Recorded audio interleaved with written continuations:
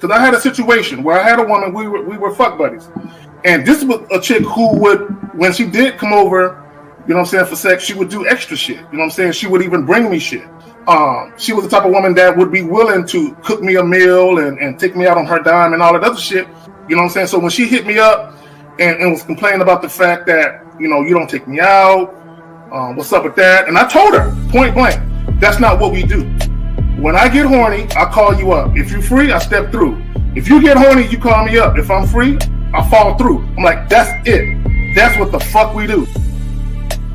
Women don't get with guys as placeholders.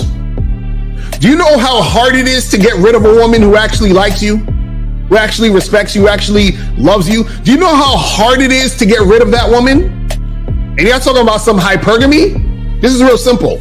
The reason why women treat you like shit, the reason why women got an attitude with you, the reason why women fucking diss you and disrespect you is because they never liked, loved, or respected you in the first place.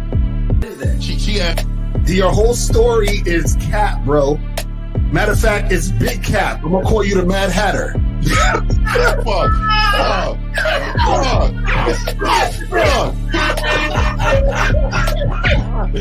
Fuck! I don't know why it would happen to me to lie. You guys didn't even know me. Why would I lie to you? You did. You act like you've never had sex a day in your life, bro. What it is you're lying to yourself. You're lying to yourself. That's why you can't make any progress, bro. All the sex that you've gotten, I'm pretty sure that handed to you. When a woman meets a man that's valuable and knows who the fuck he is, she knows that she can never overpower a nigga with game or a real dude or a man of value and not even to say a man of value, because that sounds too much like what other niggas be saying. What I really mean is a man that knows his value. When a woman is dealing with a man that knows his value, she knows that she cannot overpower him. So she ends up saying to herself, well, if I can't beat him, I gotta join him. But when a woman is in a room full of dudes that know they value, she knows that she has to submit. And if she don't submit, she got to get the fuck up out of the room. No matter what level she brings it to, how loud she get, disrespectful or talks fast, you have to keep your cool. You have to keep it on your energy level. So if you want her to be submissive, you want her to be calmed down, you want her to bring it down a notch, you won't yell louder than her. Talk to her like this. Yo, I don't do that. I don't know if you talk to people like that, but that's not how you're going to talk to me. That's not what I do. Now, if you want to continue to do that, I will show you exactly where the door is. I will escort you out, tell you have a nice trip, and send your ass right to the gulag. You'll be gone. I don't tolerate that from people in my life.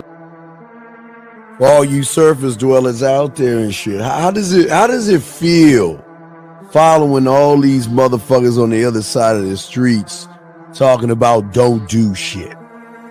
Well, if you ain't gonna do shit, then why don't you do man shit? Don't run away from fear. Don't dwell in the past. Don't give away your power. Don't feel sorry for yourselves. Don't make the same mistakes over and over again. Don't worry about what people think about you. Why don't you do some man don'ts if you're gonna do a don't anyway? Grass eating lion. It's sad to see so many men suffer from bitch assness, and the women know they're such at an advantage with weak men. They try to shut me up. This is the part of being a man, is standing on your squares, understanding that nobody's going to move me. I move mountains. Nobody's going to move me off my square. They need to respect your word. There needs to be a shift in behavior when you get home. They need to understand what the deal is when you're around them. There's no such thing as compromise with men. Compromise. You should be fucking at the all day. All day. That's right. These conversations are obviously too in depth. They're too in depth with these bitches, man. What are we talking about? You're a truck driver, bitch. I come in every state and I fuck hoes. That's what I do. And you gonna be one of them, or I'm gonna find one that will. And the thing is, if she got an issue with you not having a place to stay, that means she ain't really feeling you. Respect to Scary Perry for the $5 super chat. He says, "Salute to the Real Game No Theory panel, best show on Sunday." I don't know what leaving pussy on the table means, because pussy's not valuable enough to be left on the table in the first place, in my opinion. I'm gonna have Christmas lights back there, and I'm fucking bitches under the light. The following program is rated MAN. It contains assertive men who are kings of their castles, men who don't make excuses or blame women for everything that's going wrong in their lives, men who don't make the game about women, instead they make the game about the man. So, if you're into theory or use soft, weak-ass words like hypergamy, red pill, no fap, be on your purpose, high value man, or money, clothes, and status, buddy, you're in the wrong place, and you need to go 2 doors down where the male cuddle parties and circle jerks are going on. This is a man's space. Since the fall of the PUA community back in 2007, most PUAs ran underground because they had nothing to offer.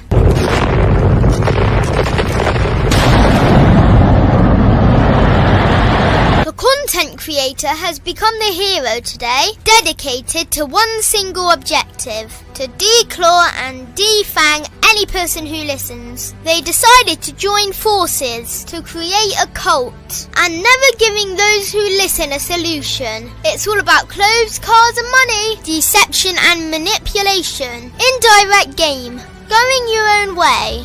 They talk pills and plates. They complain. They blame. Fake it till you make it. I just don't get it. A man doesn't need to lie to meet women. He just needs to learn how to spit flavour in her eyes and in her ears. Thanos broke down the game when he said, "As long as there are those who remember what was, there will always be those who cannot accept what can be." Even in darkness, a man can find light. Sometimes the world doesn't need a group of fake heroes teaching lies. Sometimes the world needs a group of anti-heroes to bring balance, order, and truth to the game. It's time to summon the authentic players of the game.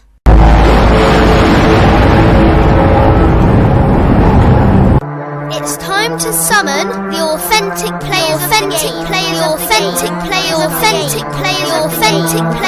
game. Let it be no confusion. This here is a movement, leveling up, real talk, ain't no illusion. Helping all the men see the light, that's right. Only bringing the truth, you can't deny, that's the vibe. We gon' bring you the insight, bring you the game plan. Show them we real men, we ain't never breaking. You know what I'm talking about, I know that you hear me.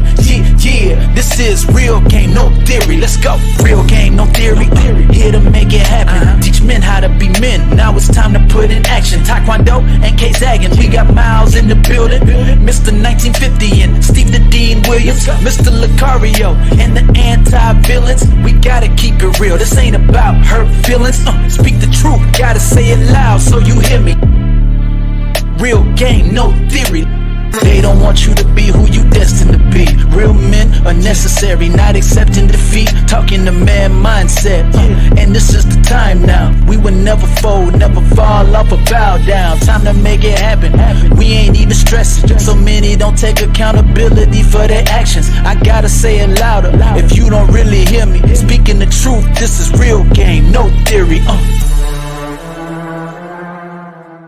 Right, I guess we're in the building. We're in the building. What up? What up? What's going on?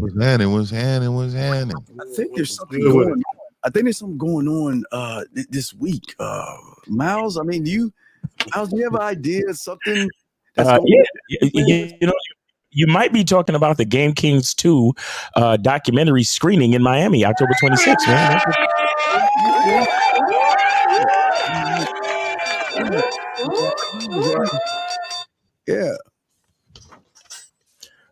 Yeah, man. There you go. All right, they get that poster and everything. Okay. Yeah. Why do you hate yourself, young man? Yeah. Let your bitch as well.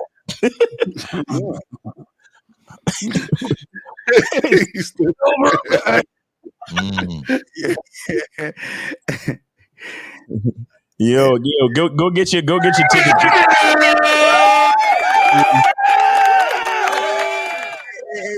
Mouse, can you hold that up, because in the bottom right-hand side, I think there's that guy right there. I could have swore I saw him in my window the other day. He look like he about to tell on everybody right there. He about to snap. That's first 48 picture. That's the first 48 picture, nigga. He got the baseball cap with the folded brim, like you don't want nobody to see in his eyes and shit. You know? About to snitch on all these niggas on his poster. Oh no, okay. Get y'all soap, man. The soap is still in effect. Make sure you get your soap. Oh, and I will have soap for sale at the event as well. So make sure y'all come through. And we will have books for sale as well. Lucario will be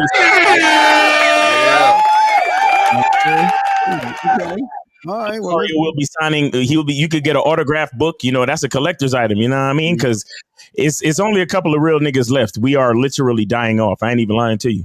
Yes, sir. All right, let's move with the fifth. Fifth, what's up? Hey, what's happening, man? Hey, shout out to everybody. Shout out to the moderators, man. Shout out to all of y'all, man, that support me and the panel. Let's get it on, man. Let's rock and roll, baby. Yeah, let's get it. Hey, guys, Stevie Dean Williams, the Man Mindset, guys. Make sure y'all go ahead, like, subscribe, go ahead, call in, ask your questions, and let me throw it to the bad boy of the day. That nigga wear his beanie like a crib.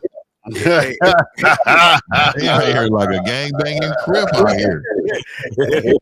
The motherfuckers on the Cario, you fuck you, Phil. What up, man? Shout out to everybody in the chat. Shout out to everybody in the building. Make sure you guys get your ass to Miami so we can get this crack. It's gonna be dope, man. If you guys missed this, I don't know what to tell y'all, but let's make it happen. Let's go. All right, and then the last but not least, our dog. You can see Steve in the background doing all that shit. Anyway, look. Bitch. So yo, like, share, and subscribe, man. Let's get it. All right, let's get it. All right, so Zag, don't worry, we're not gonna show the video. We have audio, but no, I just want to point out. Well, let me plug the joint for the fellas. Nice guys aren't sexually attractive. Here's why. Here's what I want to point out. When this lady gets to speaking, there's a deeper psychology to why we get the guys that call in puffing out their chest, but when it comes to women, these niggas is softer than moist baby shit. Like there's a psychology behind that, and she's gonna kind of break that down too. All right, so I'll press play, Zag. When you're ready to pause, you know how you do it, and let's go ahead and play. And let me know when you want to pause. Here we go. Their partner, and they never asked deeper questions. Perfect. And you just avoid the confrontation. Anyone just avoid the confrontation? Okay. Now, if you answered along the lines, I was kind of trying to avoid the conversations, avoid the confrontation, avoid any kind of emotional tensions, then you're probably the nice guy. Now, this, in terms of men, seems to be the #1 predictor of what leads to a failure of relationships. I know that we hear so much about the narcissist. We hear so much about the toxic guy, but we know about them. Yeah, we know that that's going to cause a divorce. And most women don't marry those men. They end up being with them for a bit of time, and then they figure them out, and they realize they can't be in a long-term abusive relationship. But this is the hidden killer, the nice guy. And here's what the nice guy essentially looks like. Firstly, I have yet to meet a nice guy that doesn't have some childhood concerns. And what I mean by childhood issues is usually they grew up in a broken home. Not necessarily broken, but they have some kind of disconnect with their father. Wait, real quick, Zach, excuse me. There's a question right here. He says, let's say that the guy lifts a lot of weight and is muscular, but he's still a nice guy traits. Would this muscular guy still fail because he's a nice guy? He's a fucking loser. See, this is why I say a lot of guys are remedial. See, he's thinking along the lines of just simply attracting women. What a lot of these guys don't understand is not about attracting women or not being able to attract women. It's the type of treatment you get because of how the woman perceives you. Just because you're handsome in the face and you got a gym body, that doesn't mean you're going to be garnered respect by the women that you deal with. And guys are so remedial and they value pussy so much, they refuse to look at the other aspects of interactions with women that are more important than just fucking. This guy says, nice guys come from broken homes. Come on, lady. I disagree strongly. Continue to listen. You're not listening. See, you're triggered. You're being triggered. The reason why he's saying that is because he's actually a nice guy with mom and dad, but he probably does not know that the dad's probably a fuck boy. So you don't know, but you're still in a single parent home. Others running the home is still a single parent household. Yeah, they get a lot of nice guys getting offended right now. Here we go. Very least, it might have been that they had a very passive father. At the very extreme end, they had a very neglectful or abusive or alcoholic father, something along those lines, which made them over-identify with their mother. And what I mean by over-identifying with your mother is you assume your mother was correct in everything she said. And as a result, they become submissive to women in general. Hey, can you pause? Can you pause? Oh. This is why I want, again, there's a deeper psychology to what she's talking about. This is why we get calls where guys are like, when we start talking about loving yourself and dealing with women strictly on your terms, there are guys who call it, why are y'all talking about women like that? These are the guys she's talking about, where they over-identify with women, so in their mind, women can do no wrong. Right. Y'all have a comment on this before we press play? Anybody has a comment so far? I'll wait to the end. I was wondering. No, we good. You keep going. All right, here we go.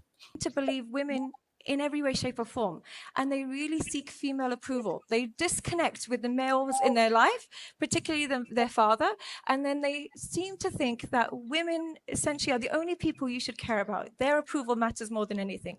So they tend to have some kind of fathers and a mother. It doesn't mean anybody with a broken home. It's only when their mother was excessively a victim, when the mother took no accountability. She put time out real quick. Another question. I mean, we got questions. Y'all have questions. We'll answer questions real quick. Lucario, this is for Lucario, what is the phrase there? No ordinary moments, and the journey begins. Brings happiness, not a destination for the peaceful. Oh, you're talking about the Peaceful Warrior movie? I'd say you had to watch. Yeah, it just basically means to enjoy every moment of your life and understand that a lot of you guys are so outcome dependent. Y'all always are looking for the outcome to define you and make you happy, but you got to actually understand that you are the outcome. You're the moment. You just got to enjoy every moment that you're here, because a nigga could blow your brains out tomorrow. You don't know. You know what I'm saying? So just enjoy your shit. You feel me? But yeah, that's what that means. Okay, I'm about to kick you out. I'm gonna tell you why I'm gonna kick you out. I don't know why you spam this lie that you look in the mirror every day and why do I still have trouble finding myself? Motherfucker, you ain't a student of the game, you dumb bitch. This bitch ass motherfucker says this every goddamn time. And then we tell them to call in and your bitch ass won't call in. So Randall, you've got a minute to call in, sir, because if you don't call in, you're going to get banned. Because you're not going to keep trolling with this stupid ass shit you keep saying. So Randall, you have 1 minute to call in. And if you don't do it, Randall, you're going to get banned. I'm being honest with you. I don't know. Calls are free. So go ahead and call in 919-647-9392. Yeah. Hey, Randall, I want you, if you don't call, okay, here we go. Hello, Randall? No, hello. You are on live with the Real Game No 3 panel. Name, age, city. How can we help you? It's Jay from Miami. What's good? Jay from Miami. What's good, man? How's everything going? All right, see you, Randall. Everything is good, man. I'm just trying to call, let you guys know, I like what y'all teaching about the nice guys, but that's not always true about what the lady is talking about. She ain't even finished talking, bro. What part is not always true? What part is not always true? So there's some guys that come from masculine fathers, but they just choose to be nice. They just choose to be nice. Oh, okay. Yeah. But listen. Here's the thing: a broken clock is wrong at least twice a day. So if you wanna nitpick about exceptions, then maybe we should just turn off the show and go home. You know what I'm saying? We're making a point. We're making a point about what happens to the majority of nice guys out there. Are there exceptions to every fucking rule? Yes. Are we going to sit here and talk about those exceptions? Or are we going to sit here and talk about the majority? We're talking about the majority because that's what happens to the majority of nice guys. You understand? And most nice guys are not nice because they choose to be. Most nice guys are nice because they're afraid to not be liked. You understand? They're trying to be nice to get pussy. So let's say that. No, not even trying to be nice to get pussy. They trying to be nice because they hate themselves and they can't stand for anyone else to hate them.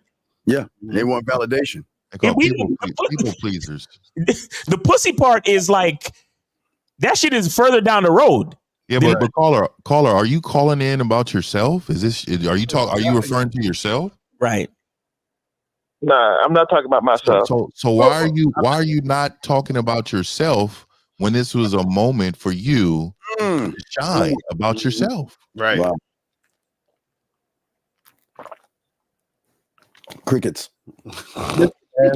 You know why? You know why you're calling about somebody else, caller? Like go to the gym.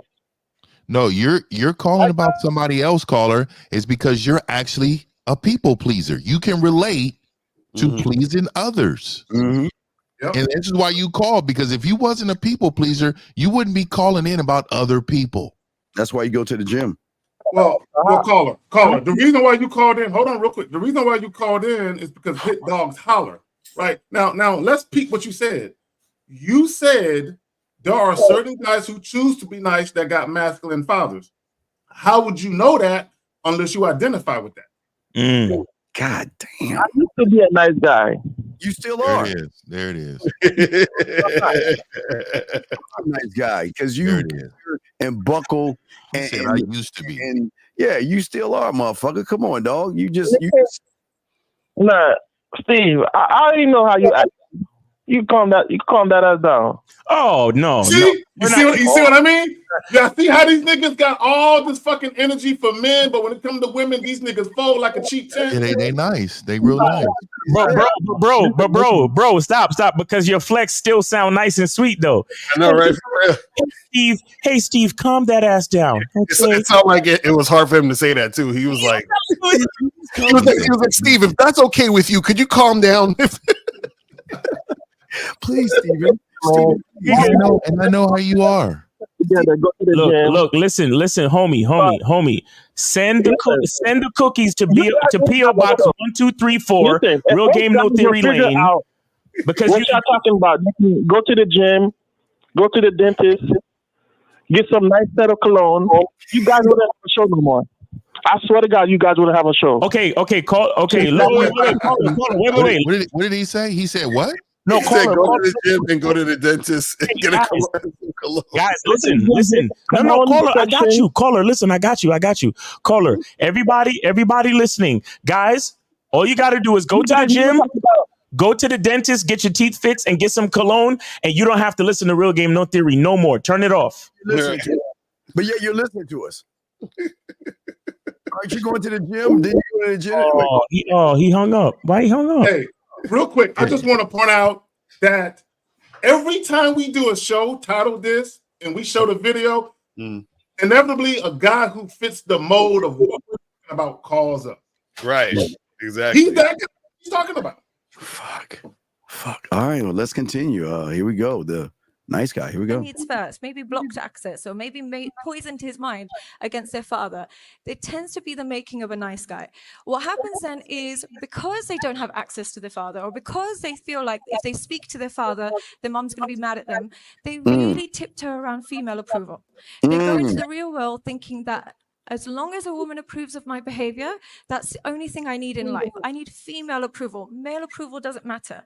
Right. But the problem is, they learn about... See that? See, like he's saying, you know, what is he saying? This is just like the caller and a lot of these guys out here. They don't want to listen to people that's going to teach them how to have game and learn how to love themselves. Right. They want to follow a woman's lead and be validated by the woman. You see, they like you said, they fight the men, but they buckle like bitches to the women. This is why, Steve.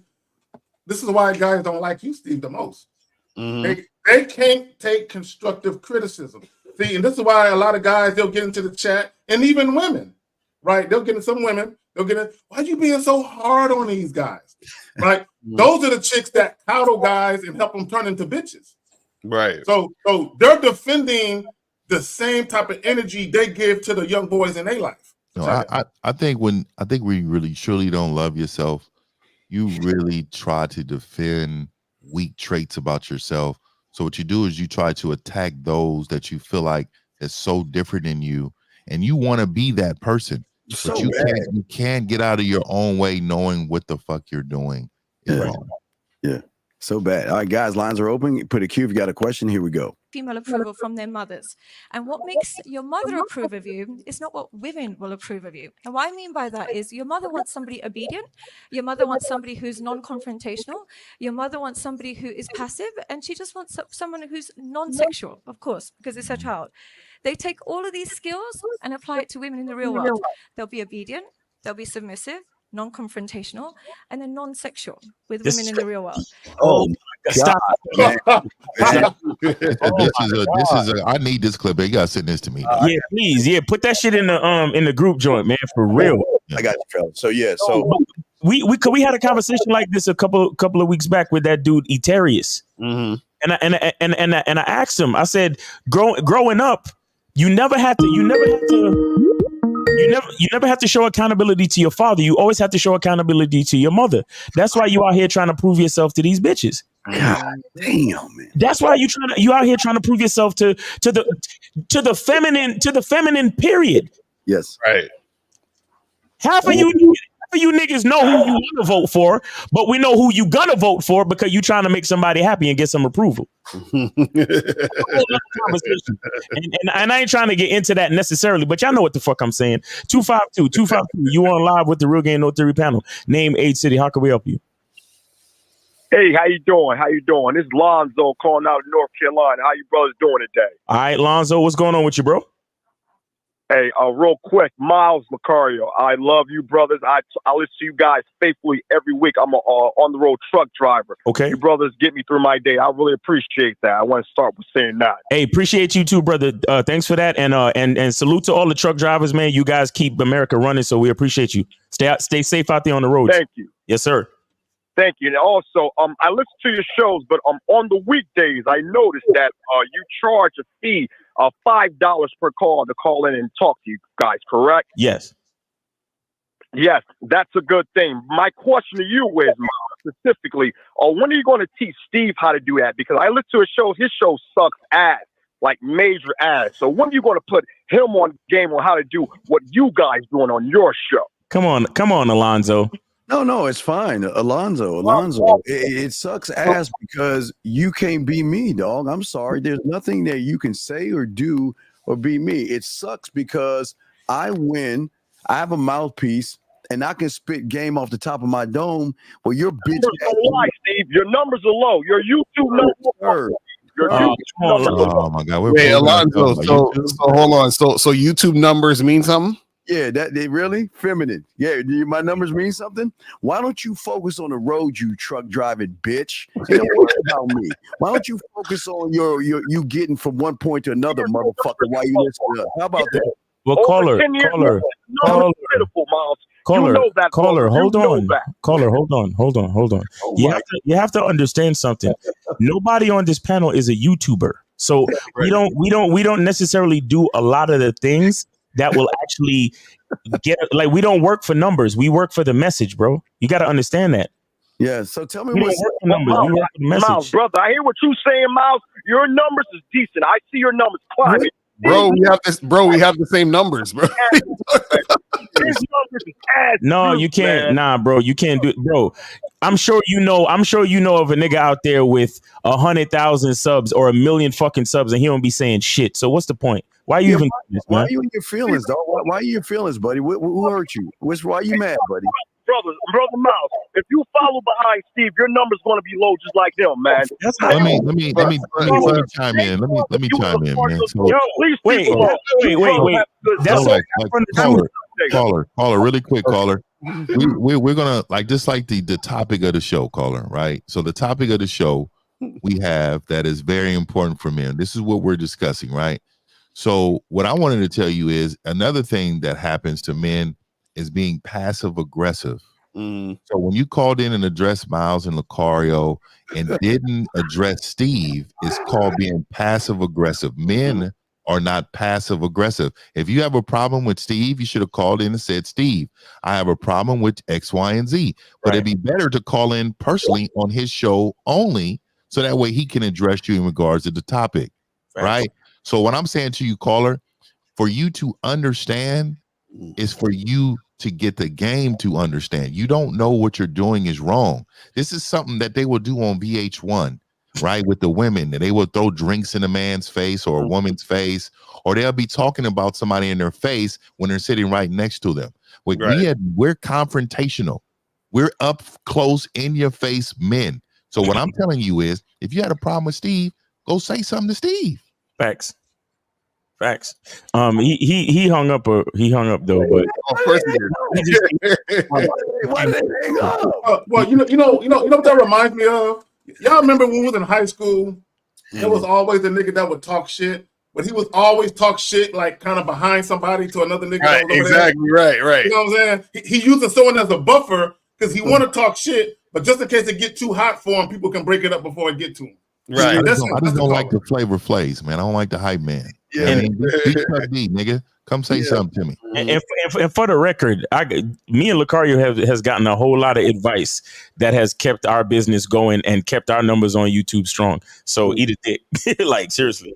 You know what I'm saying? I refuse to sell out. So for me, I'm not. Nigga, I'm gonna hit my way, or it's not gonna happen, dog. Right. He's so mad. Damn. This is crazy. Guys, call in 919-647-9392 is the number. If you got a question for the Q in the chat.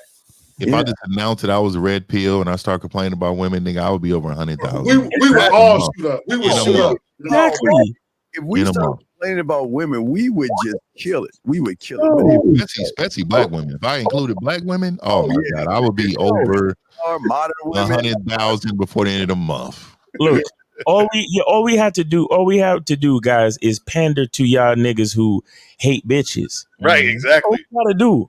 Like, yeah, guys, it's all women's fault. Y'all don't gotta be accountable for shit. It's all women's fault. Especially these black chicks out here. Yo, these black chicks got attitudes, and that's why when you approach them, they ignore you and stuff.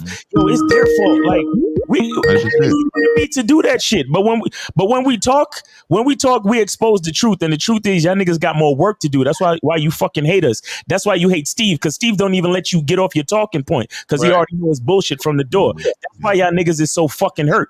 You understand? And shout out to Steve, because he don't never lose. He don't never lose. Because every time I try to give one of y'all bitch ass troll niggas a chance, y'all end up being bullshit niggas. And I should have been like Steve and already fucking shut your ass down. You know what I'm saying? But it is what it is. 470-470, Real Game No Theory panel, name, age, city. How can we help you? Armand, 21, Atlanta. And our question is, how is it possible to sleep with hundreds or even thousands of women when you have to build an emotional connection with those women? Yeah, you're weak. Bro, you will let me just say this, and I never said this on the show. You will never do that. What? You will never do that. I think you probably maxed out right now, dog. Wait, hold on. How many women in your life have you slept with right now? Who the fuck builds an emotional connection? About 7. How old are you? 21. How old are you? 21. Man, yeah, go ahead, man. I don't want to. He don't. Caller, do you know that you don't need to build this emotional connection to have sex with women? Yeah. What is that about? I mean, unless you pay for it. Yeah. No. Caller. Okay, let me ask you a question. When you see a woman and you think she's sexy and you want to have sex with her, right? You have a desire to fuck her because you think she's sexy, correct? Yeah. Right. So don't you think women also have a desire to have sex with a guy when they think the guy is sexy and they're sexually attracted to him? Yeah. Right. So there don't need to be no emotional connection. You don't need it. So you don't need an emotional connection to fuck the girl, right? Probably not. Right. So it's the same thing on the other side. Women don't need an emotional connection to have sex with you, bro. Yeah, if she wants to sleep with you, she'll sleep with you. But here's the main question. Where is the connection to yourself? Crickets, hello? Can you elaborate that question, please? Elaborate is why do you hate yourself? Well, you saying that because like to waste my time trying to build an emotional connection with these women. Every guy on this panel tries to build anything with a motherfucker. We build for ourselves. We don't build for nobody but ourselves. That's why they are connected to us, because they have to prove themselves to us. We don't run behind them like you humans do. So I'm asking. Let me okay, go ahead. My bad. So you guys say? No, caller. Here's the thing, and here's your problem. A lot of you guys, y'all think women look at sex completely different than men. And that's the great lie, right? Women have no problem engaging in casual sex with no strings attached, period. Yeah, you might have this small segment of women where having an emotional connection first means something to them, but by and large, damn near most women you encounter have no problem having sex with a man the same day, within a couple of days, or a week of meeting them. Carl, let me ask you a question. Have you ever had sex with a woman the first night that you met her? No, not yet. Oh, yeah. Okay, so you do know that every time you go to a club or a bar, there's a man and a woman, at least one man and one woman who just met that night that are leaving with each other at the end of the night. You do know that go down all the time, right? Okay. Okay, so do you think they built an emotional connection after 10 minutes of talking?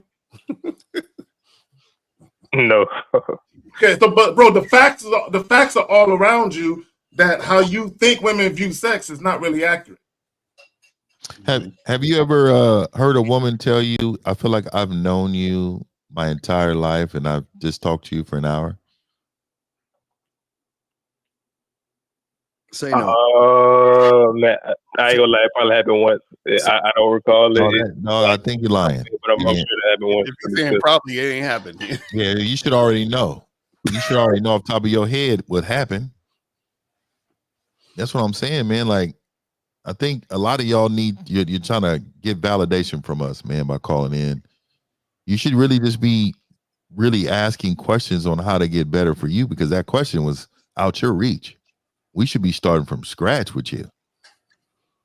Yeah, because caller, you're asking how do you have sex with all these women when you want to when you need to build emotional connection, but that's from your own perspective, because you probably felt like you had to build emotional connections with these. So let me ask you this: what's the fastest you ever fucked a girl? Like, how long did it take? Man, I'm not gonna lie, probably maybe 3 weeks. Okay, and see, and that's the problem. That's the problem. So your reality is, I got to take at least 3 weeks to interact with a woman and have sex with her. You see what I'm saying? But you've heard of one night stands before, right? Yeah. Right. So you know this. So why do you think that you need to build this emotional connection when you know that there's a thing called one night stands? I'm not gonna lie, and I'm not gonna blame this all on Steve, but I listen to Steve the most, and when he say give a woman the opportunity to fuck with you, is that not still? Oh my God, they be messing us up. How did you get that from that? Right, that's what I'm saying. Like, wait, how do you give a woman the opportunity to get with you to mean to wait 3 weeks? Oh my God. Well, I guess I misinterpreted that from having to build it, like you say. So caller, real quick, caller, real quick. When you are a man, right, and women fuck with you on your terms, and you have sexual autonomy, and you just have autonomy overall. Unknown caller. What the hell was that? Oh, somebody's been calling in on his line. Okay. So caller, is he still there, Miles? Caller, you still there? Yeah, it looks like Okay, caller. So if you're the type of guy, for instance, right, you meet women all the time that you could have sex with right away, but you personally choose not to, because as Steve says, you like to let it marinate first. You can be the type of guy where you meet a woman and you know you can smash the same night, but you prefer to let it marinate. You prefer to let her get to the point where she's rubbing her legs together and can't wait to get at it, right? But you actually know what you're doing, though. There's a big difference between you being able to have sex with women right away, but you prefer to wait a little while. Do you not understand that? No, I do. And so when somebody has like, say somebody has sexual perfect pitch and all of that, like, so that don't matter, like, but in the moment of caller, when okay. and for instance. All right, caller, listen, this is where you're okay. What y'all guys do is grab stuff, and this is what we're trying to explain to you. Okay. When a woman meets anybody on this panel, okay, unlike you, they can't recognize weakness, thirst, desperation, okay? Okay? Or a sense of validation, right? So you have to play by different standard and different terms. You got to play by her rules. We don't play by her rules.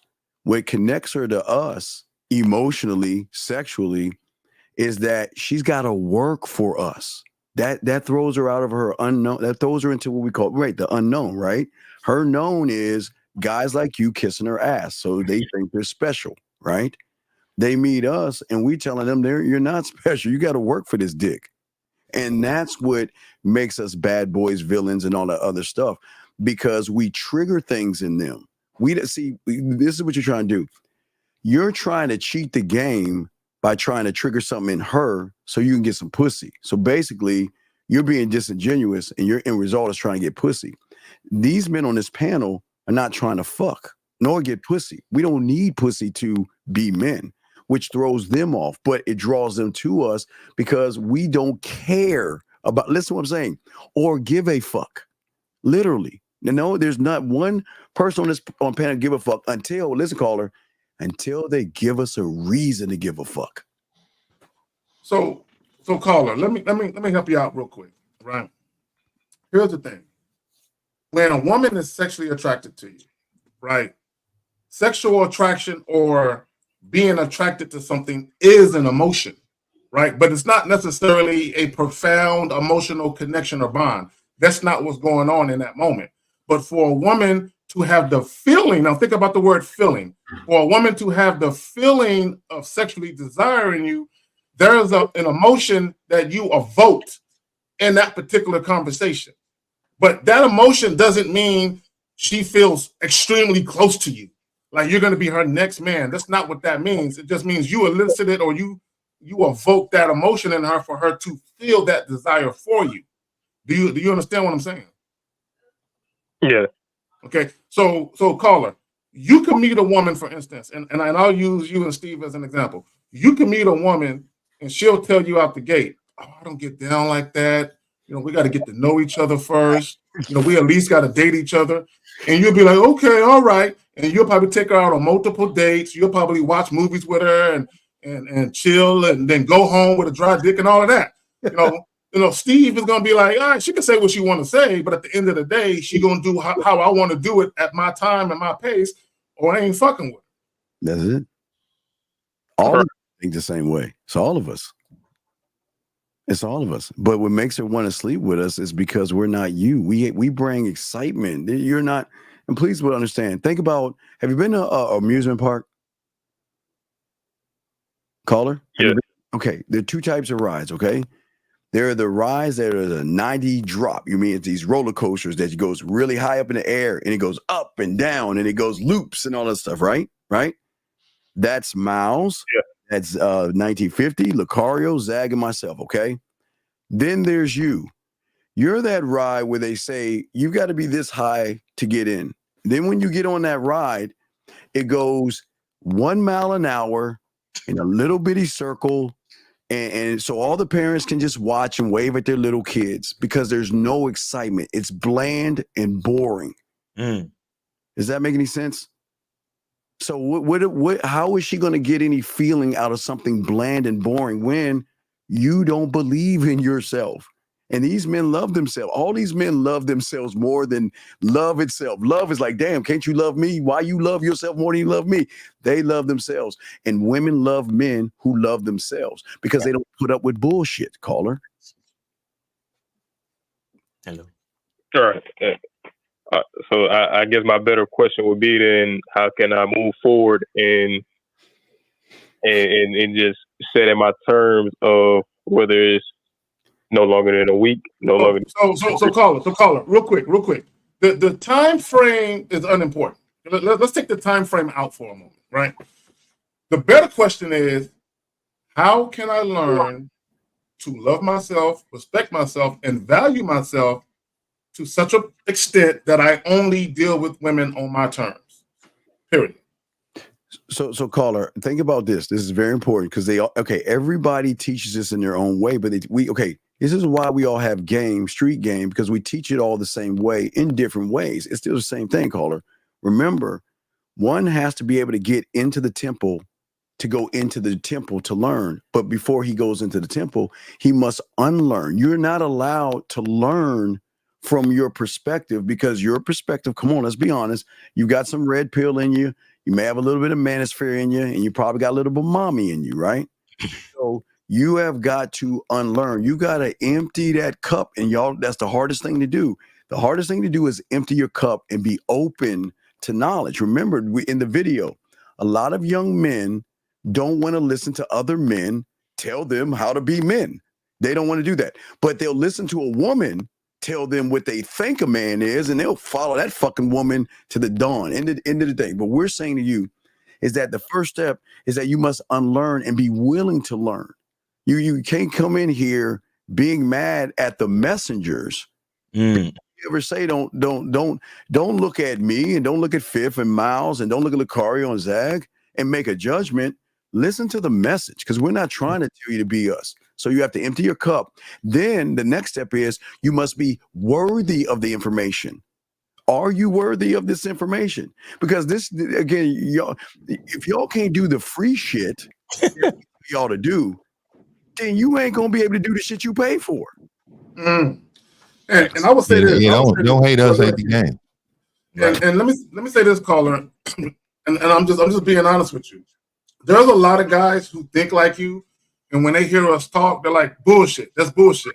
Okay, and the reason why is because you've never been that dude. You're not him, right? And what I mean by that is women don't gravitate to you sexually. Because if they did, you would have a different perspective of women and dating. Period. Different reality. Yes. Exactly. All right, caller. Yeah, for sure. Yeah, I appreciate it, man. That's why I try to call in as often as possible, man. All right, bro. Man, I just want to say this to you, young man. We're proud of you. You know why? Unlike the other caller, you came in with respect. You wasn't mean and disrespectful. We might punch you in your chest a little bit, but you came in like you actually want to learn versus try to get mad at us for getting pussy. You see what I'm saying? So, you young man, okay? Right. I appreciate the call, man. Enjoy your weekend. Thanks for supporting the show. All right. So we got 402. You're on live with the Rogan No 3 panel. Name, age, city. How can we help you? Yes, sir. My name is Josh. I live in Nebraska, and I'm 36 years old. All right. Josh, Nebraska, 36. What's your question? Okay. So I would just like to know your guys' value or some traits that you guys value that complement being nice. Because I feel like I've never been with a woman and treated her rude or mean and got anywhere I wanted to be. No. Stop. What do you see? You think being respectful and being an honorable man has nothing to do with being nice? You understand that? Yeah, absolutely. Call it, young man. This is what I understand about you humans. This is the problem with you guys. You're not nice. That's your problem. You're actually not nice. You fake nice and fake good because in your fucking mind, you think that's going to get you some pussy. You're not a nice person. If you look at it, you're a lying sack of shit that's going to say and do whatever he can to get some pussy. And you're going to fake like you're nice. See, the guys on this panel, we are nice because guess what? We have a respect and admiration for ourselves that we say we're going to treat people the way we want to be treated. But don't take our kindness for weakness, because we could chin check you like that or get rid of you. We don't have to fake it. But see, caller, what you're doing is, and let's be honest, Nebraska, you fake being nice to women because you think that if I'm nice to her, smile, and ask her a bunch of boring, fucked up ass questions like I'm interested in her, that's going to get me pussy faster. Where you nice guys are the bad people. We villains are the good guys because we make it about ourselves. You're doing it for pussy, young man. Let me say this to the caller. Caller, there was a Facebook post where a young lady said this quote. She says, "There's no man nicer than a man who hasn't fucked you yet."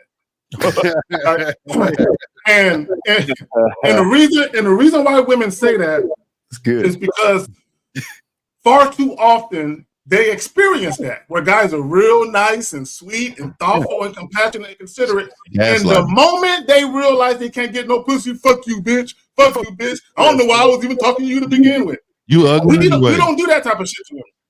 Right. So, caller, let me ask you a question. Have you had sex before?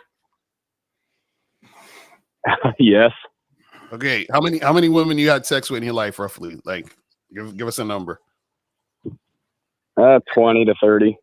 Okay, so now all 20 of those 30 girls, did you let them know up front you wanted to fuck, or were you taking them out, doing a whole bunch of extra shit, and then fuck them? That was situational. No, so there were certain girls that you took out and did a whole bunch of shit, and then you had sex with them, right? Yes, sir. Right, and all you wanted to do was fuck them, right?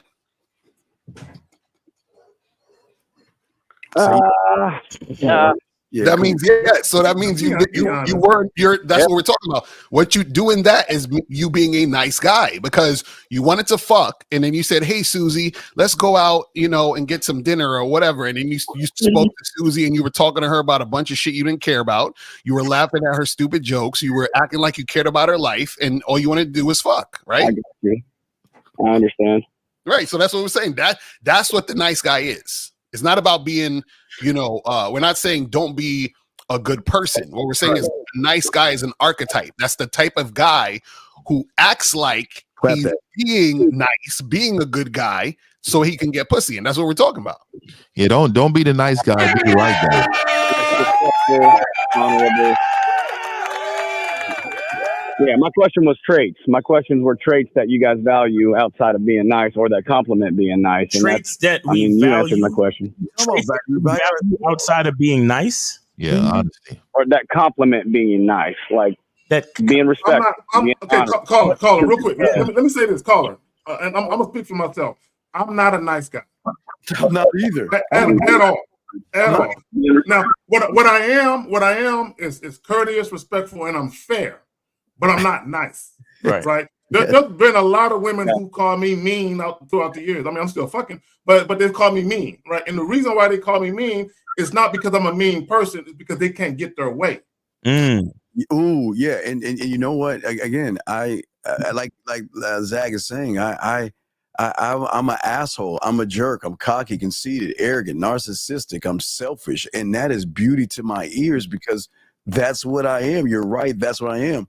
You have to, again, like I said, I can care, but you have to give me a reason why to care. And your ass and titties are not enough for me to give a fuck what you think. Right. I got you.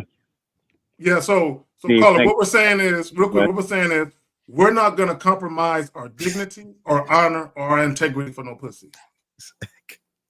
Like y'all do. See, caller, the problem with your question is that you are asking what complements being nice. We just explained to you that being nice is not the thing to be. Why would you worry about the compliments, any complementary characteristics to being nice? There are no complementary characteristics to being nice. Hey, caller, do you think a woman wants a nice guy? No. Okay. So do you think that she would rather have a guy who is going to tell her the truth but sounds like a jerk? You think which one you think she wants? I think she wants a bad boy. That's what I think. You said you okay. So you do understand that telling the truth. I think you guys got it. Yo, 404. We will get to you. Be quiet. We will get to you. It's not your time yet. Okay. All right. So the truth will not always sound right, but the truth is the truth. Yeah. So you have to understand there are going to be times I've been called mean. I've been called a whole lot when it comes to that, because I'm going to tell you what's right for the moment. Yeah.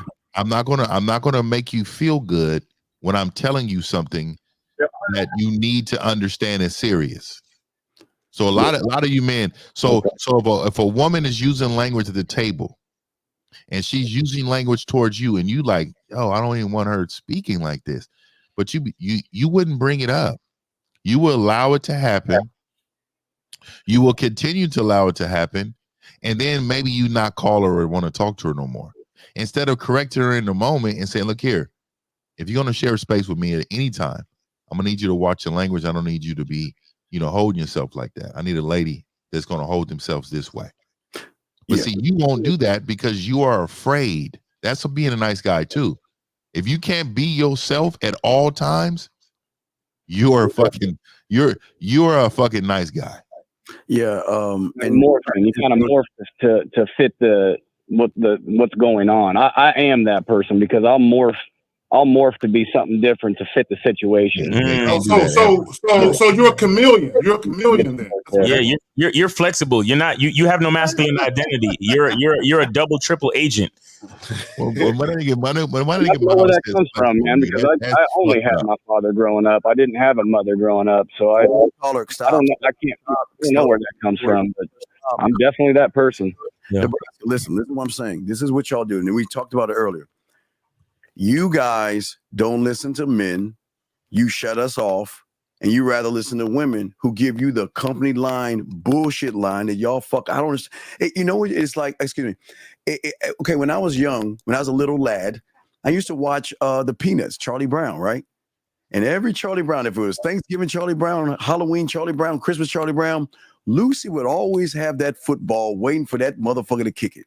And every time she say, "Hey, trust me, kick the ball," and Charlie will run and she'll yank that bitch, and he'll do it over and over again, meaning that you guys listen to the company line, Zag's words, that women say all the time to throw you off the scent of getting their pussy. I want a nice guy. I want a good guy. I want an understanding guy. I want all this bullshit, and all you do is listen to them. Where you hear these men all day, every day. We all have our own shows. We tell you at the same time, stop giving a fuck what women say. But y'all don't want to listen to us. Y'all say, well, no, y'all are guys. I don't want to listen to you. I'll listen to that woman because I want her pussy so bad. Yeah, I'll be nice to her and I'll follow what she's saying. And all y'all do is give her what she wants, only to fall in the friend zone or her dismissing you. And then you scratch your head wondering, why do I keep trying to kick the fucking football every time the bitch puts it on the ground and yanks it away from her? Another thing they'll say. Ears. I've been listening for a few weeks. I appreciate you guys. Real quick, Carl. Another thing women will say, and this is reverse psychology. They'll say, "I just want a guy who's respectful of me." Okay, and what they're really saying is they don't want you to talk about sex. Right? That's all it is. When women say, "I want a guy who's respectful of me," what they're saying is, "I don't want him to talk about sex. I want him to take me out." And if he's a good boy and he proves to me that he's worthy of this vagina, maybe I'll give it to him. Then, Steve, what you said earlier, throw you off the scent and give you the misleading impression that sex can happen if only you let her insert her agenda and follow it. Right. She running shit, dictating shit, dog. We don't do that shit, dog. Yeah. You're quote unquote barking up the wrong tree. The trick is to not worry about accompanying traits of being nice. Focus on being the man that you are. You understand? Focus on being the man that you are, because every man is, nobody's perfect. And with that being said, there's no point in trying to be a people pleaser or trying to be nice. You understand? Because to be nice it's unrealistic, because to be nice means that I'm only pleasant to all people. Like I'm agreeable to all people. You understand? But the bottom line is all people. I even do that with my homies, Miles. I'll morph and be somebody else just because they're being. Oh hell, you a fake friend. You a phony motherfucker. A big fan of Drake. So that's what I'm saying. Any idea why I do so that's what I'm saying to you, caller. I'm saying it's unrealistic, and not only is it unrealistic, but it's unsustainable. You understand? So the thing is, be yourself. And here's the beautiful part about being yourself. The people who really fuck with you gonna continue to fuck with you. And the people who's faking it, who don't really like you, you get to dismiss them out of your life. You understand? Because you're being exactly who you are. You understand? So you don't have any fake friends and yes men and backstabbers and all that type of shit. That's what. See, a guy like me, I have a tight circle. I have a super tight circle. I don't have a whole bunch of fucking friends. When I go out, it ain't no fucking entourage. This is probably me and one or two other cats, and that's it. You see what I'm saying? And because of that, everything about my life is realistic, sustainable, consistent, and it makes sense. So everything about my character is realistic, sustainable, and it makes sense to who it's supposed to make sense to. Because if I make sense to everybody, then there's something wrong with my message. Exactly. Let me add this, Carl. Let me say this to you nice guys. Actually, being a nice guy is the inconsistency in character. Okay, let me explain what I mean. Women know for a fact, if you let them get away with shit, that's not your default setting. That you really would get upset, but you're pretending that you're okay with it just to get some pussy. Allow me to elaborate. If you're setting up a date with a woman and she says, I don't like that, I'd rather do this. Women know that shit ain't cool. They know that shit is some disrespectful, discourteous shit. But if you go along with it, they know you're only going along with it because you want to fuck. If a woman flakes on a date, she know that's some disrespectful shit. But if she tells you, I can't do it, but maybe we can do it next week, and you never check her, you never say nothing, and you go along with it and do it and rain check the date, she know he's only doing this because he ain't fucked me yet. Because there is no way a guy who has standards and self-respect will let me get away with this bullshit. Carl, let me call a simple question. It's a thank you man's game. Just think for a second. Do you actually think a woman's going to give you the combination code out front to everybody in the world to her pussy? Just think about that. Do you think she's going to give you the key to fucking her to everybody?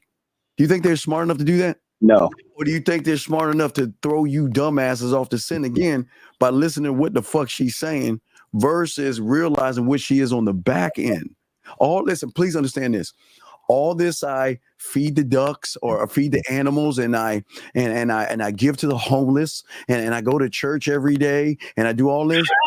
Man, I'm telling you, these women are nasty, filthy, freaky, dirty, and they're disgusting as fuck. But on the front end, they have an image to uphold. They want to act like they're prim, proper, and perfect, but on the back end, they nasty as fuck. Yeah, that's good. In a good way. So, caller, we're gonna let you go. And thanks for the call. Thanks for your support of the show, bro. Thank you. All right, appreciate it. All right, so 404, it's finally your turn. Name, age, city. How can we help you? Oh, okay. So I'm a 22-year-old virgin. I'm just trying to get y'all perspective on things. So I was just trying to get y'all advice. So. Okay. All right. What's up? So I was talking to the girl, and we've been texting for like a year. And like, no. Oh my God! You don't text nobody for a fucking year, bro. You don't do that. That girl that you talking about, shut that whole shit down and move on. Next question. Every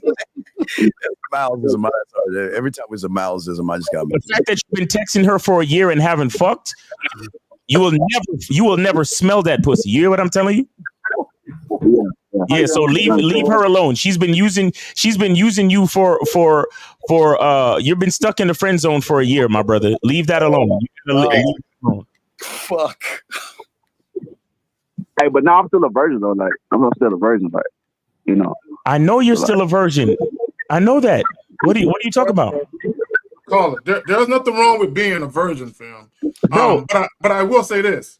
If you are a virgin and you don't want to be and you're 22, then there's something that you're doing. Hold up. That's actually a good question, KZak. Caller, you're a virgin. Do you want to be? Or are you trying to change that? No, I'm trying to change it. Are you sure? Yes. Okay, so talking to a woman for 12 months has not gotten you any pussy. How many years were you going to continue to talk to this woman? Until I got it, I guess. Until you got it. Yo. Wait. So wait, real quick. What were you doing to try to get it? Like I sent her money just you trolling. He probably for real. I hope he's trolling. So you would say, hold on. So you would send her money and say, hey, come fuck me. I'm gonna send you $20. No. I wouldn't give her money because like she needed help, so like, I would try to help out. Okay, so at what point did you tell her you wanted to have sex? Oh, I ain't tell her yet. We just been talking. What were y'all talking about for a year? Just life and just work and stuff. Oh, and you was just waiting for her to call you one day and say she want to come over and fuck? Right. Let me ask you a question. Or let me make a statement rather. You do know she's been fucking her ass off for the past 12 months, right? I ain't know that. Bro, you can't, fans. I can't believe this shit. So she don't talk to you about other guys that she go out on dates on. That never comes up in conversation. No, but the thing is though, like she said she be telling me like I'm sexy and stuff. You know what I'm saying? I look good. I look sexy. So I assume that she want to have sex with me. You know what I'm saying? So like, you assume, bro. How much money you sent this woman? Just $40. No, none like we ain't finna sit her. No, total throughout the whole year. Total. Throughout all the time you've known her, how much money have you sent in total? Oh, like I said, like 300. Okay. Oh, by any chance, do you live in Atlanta? Oh yeah. Oh my God. And how you live in Atlanta and you can't get no pussy? That's crazy. Call me now for a clock reading. So caller. Okay, caller. The young lady you dealing with, okay, let me tell you what she's doing, right? Number one, she don't like you. She don't respect you. She is not sexually attracted to you. She knew when she met you, you was lunch. You was food. She knew right when she met you. All she's doing is she's giving you the misleading impression that you can fuck. All you got to do is continue doing what you're doing, and that pot of gold is going to be at the end of the rainbow. Just keep doing what you're doing. Hold on, let me ask you a question. You said that she gives you compliments on how you look, right? She said you're cute and handsome and all that other shit. Right. Y'all see how women will use your ego against you? Mm-hmm. Y'all see that? Exactly. And at no point, so call it, at what point did you ever say to yourself at any point in time, damn, she might not want to have sex with me? Has that thought ever crossed your mind? No. I ain't know. Y'all niggas is wild, bro. You know why it didn't cross your mind? Because she was feeding your ego. So you thought, oh, sex is just around the corner. You feel what I'm saying? So call it, you need some coaching for real. Yeah, like, you need some coaching, bro. How old you said you were again? 22. You 22. Okay. Yeah, you really need some coaching, bro. You really need some coaching. Because you've been on basically a hamster's wheel for the last 12 months, and you think that what you're doing is the way to pussy. But so you really think it's supposed to take 12 months for a chick to come around to fucking you? Is that what you think? Wow. Okay. All right. Well, yeah, get with one of us for coaching. Sooner the better, bro, because this is just bad. Like, this is really bad.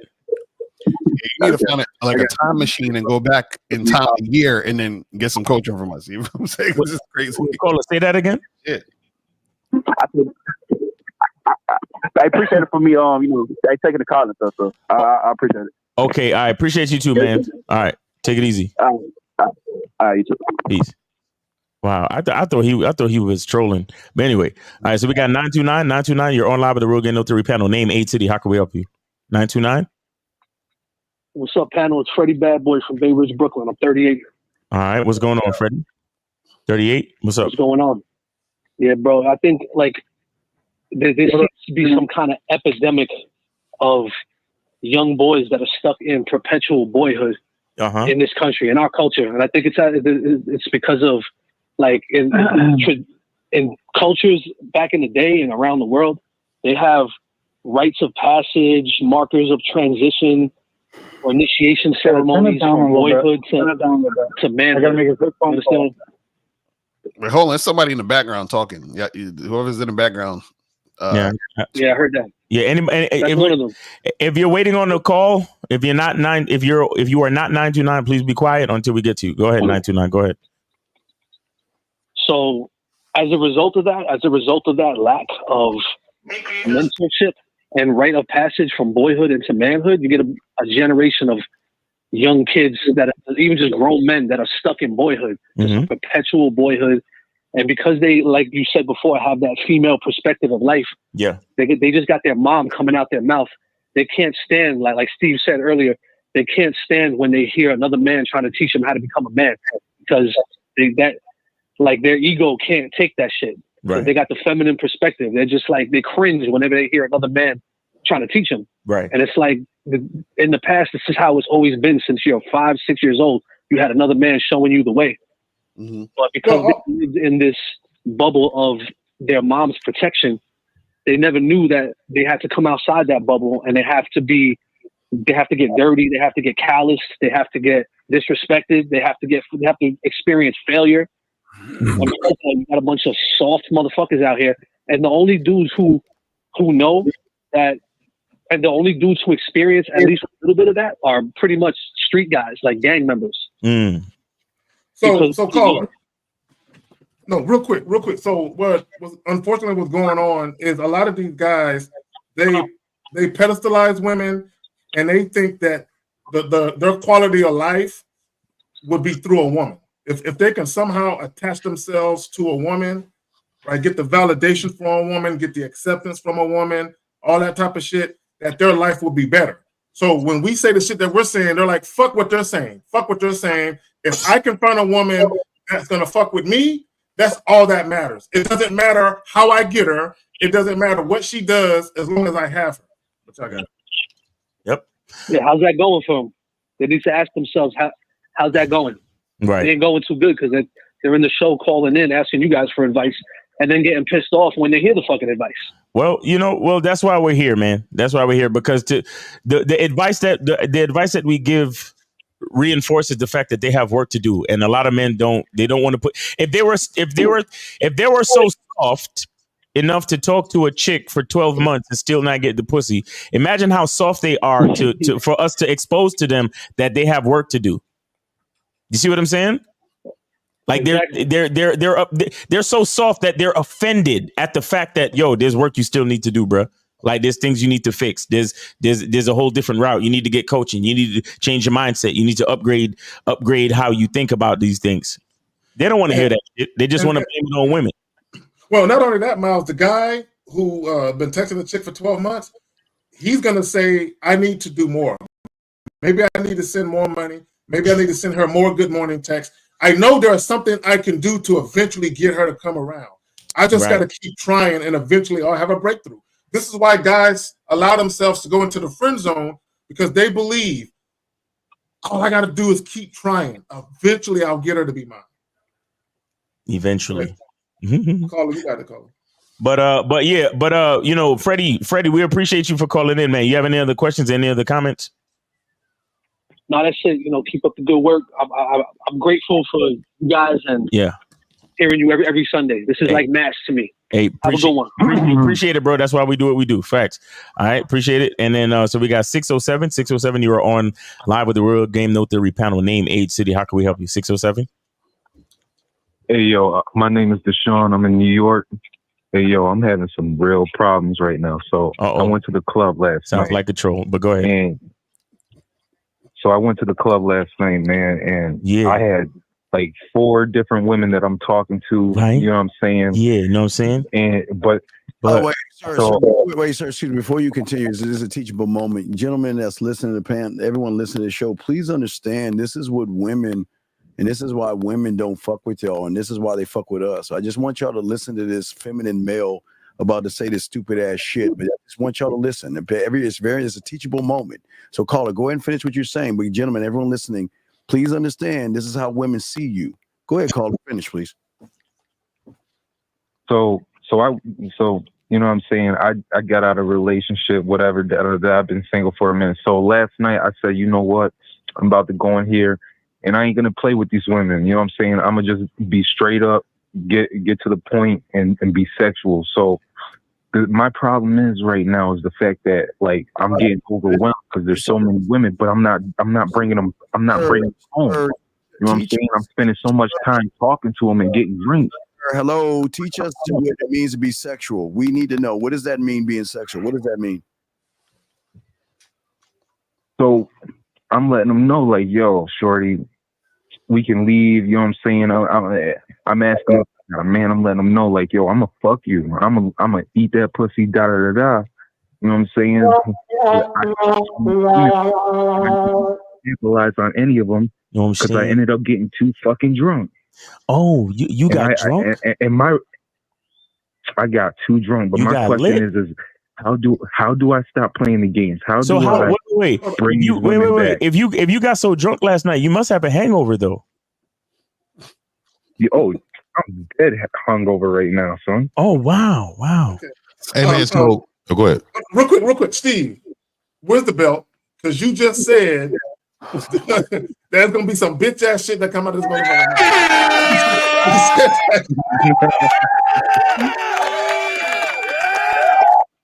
All right, hey, caller, we appreciate you, man, but I got like 3 other calls waiting, so we just gonna move on. All right, bro? All right. This nigga he waited that whole time just to troll, explain some dumb story, and then give up on the troll. Anyway, guys, listen, if you're gonna troll, you gotta be real. Yeah, you gotta have your story straight, man. You know what I mean? Like there can't be no holes in your story, man. Yeah, you got to be committed to this fucking lie and this whole charade. Like, come on, guys. You see, you can't even be good trolls because y'all have no fucking masculine identity, bitch ass. Ain't got no game. See, to be a good troll, you still got to have game. You still got to have game. Shout out to Bobby MGTOW. That's the best troll right there. Bobby MGTOW's a real troll.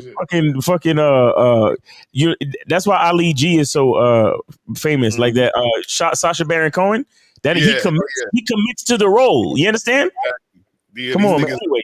Half in. They ain't really trying to do it. 313. You're on live with the Real Game No Theory panel. Name 8 City. How can we help you? 313. Go ahead. Yes, this is J31. Again. J31. All right. What's up, man? What's your question? I don't have a question, but I just want to make 2 points. Mm-hmm. First point, I'm really excited to meet you guys at the Miami screening because I will be in attendance. That's what's up. Nice. Yeah, looking forward to seeing you there, bro. That's what's up.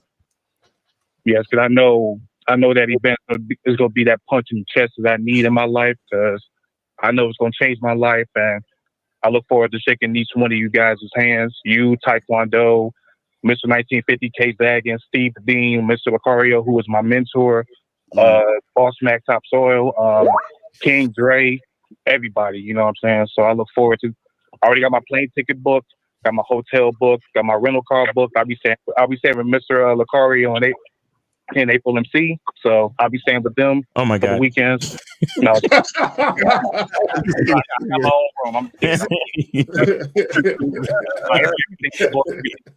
I look forward to that. All right. So, and what's your other statement? And then the second statement, Mr. 1950, you see what my Detroit Lions did to the weak ass Cowgirls, right? Y'all next. 49ers. I'm actually at that game. I got tickets to that game, dog. So I'm gonna be there. In the yay, and it's gonna get ugly for y'all because y'all thought y'all won last time. Remember, y'all thought y'all had us. That's the past. That's okay. I thought the past matters. Okay.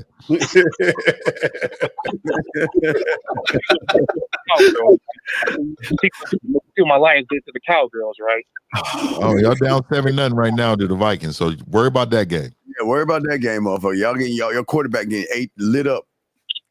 Oh my God! And anything else, caller? Nope, that's it. Okay. All right. Shout out to the Cowgirls. All right. Appreciate you, buddy. All right, later. All right, so we got 330. You are on live with the Real Game No Theory panel. Name 8 City. How can we help you? Hey, William, 41, North Canton, Ohio. And I was going to say, what's wrong with Cowgirls? What? We're not gonna make this a sports show today, man. What's going on? What is your question for yourself? I can tell you need help. guys. I've been on hold for the last 20 minutes, which I actually appreciate because I got my 7-year-old daughter who's a little cowgirl that she's sitting on the horse. We got 5 horses. We got 5 horses on the back of the horse trailer. All right. We're meeting some friends up here going horseback riding. Anyway. Okay. So caller, what's your question though? What's your question? Way over here. Uh-huh. I just want to shout out to the panel. I'm not able to listen right now because I'm going to be with like young students and clients. Wait, who is this? Is this Kime? Is this Kime? Yeah, this is Kime. Yeah. Oh, Kime, what's going on with you, bro? What's going on, man? Hey. No. Kime is a friend to the room. 20 minutes, right? Yeah, but we was talking about some football shit. That's what they was talking about. Ain't nothing wrong with Kime. Yeah. No, I was laughing because I'm probably the only. I've been listening to like the guy from New York that called in. What's his name? Freddie or whatever. Yeah.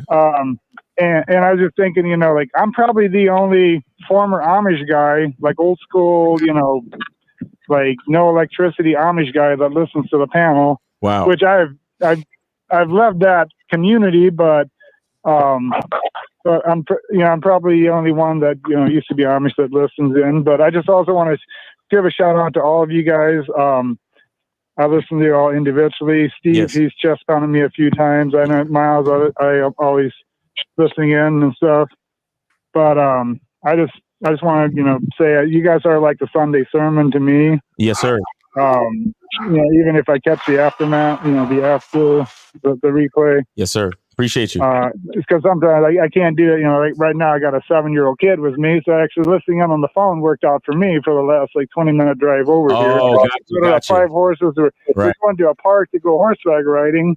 Gotcha. And then, like I said, I'll listen to you guys back later tonight or tomorrow or whenever. But no, I just want to say, I really appreciate everything you guys do. All right, William. We appreciate you too, bro.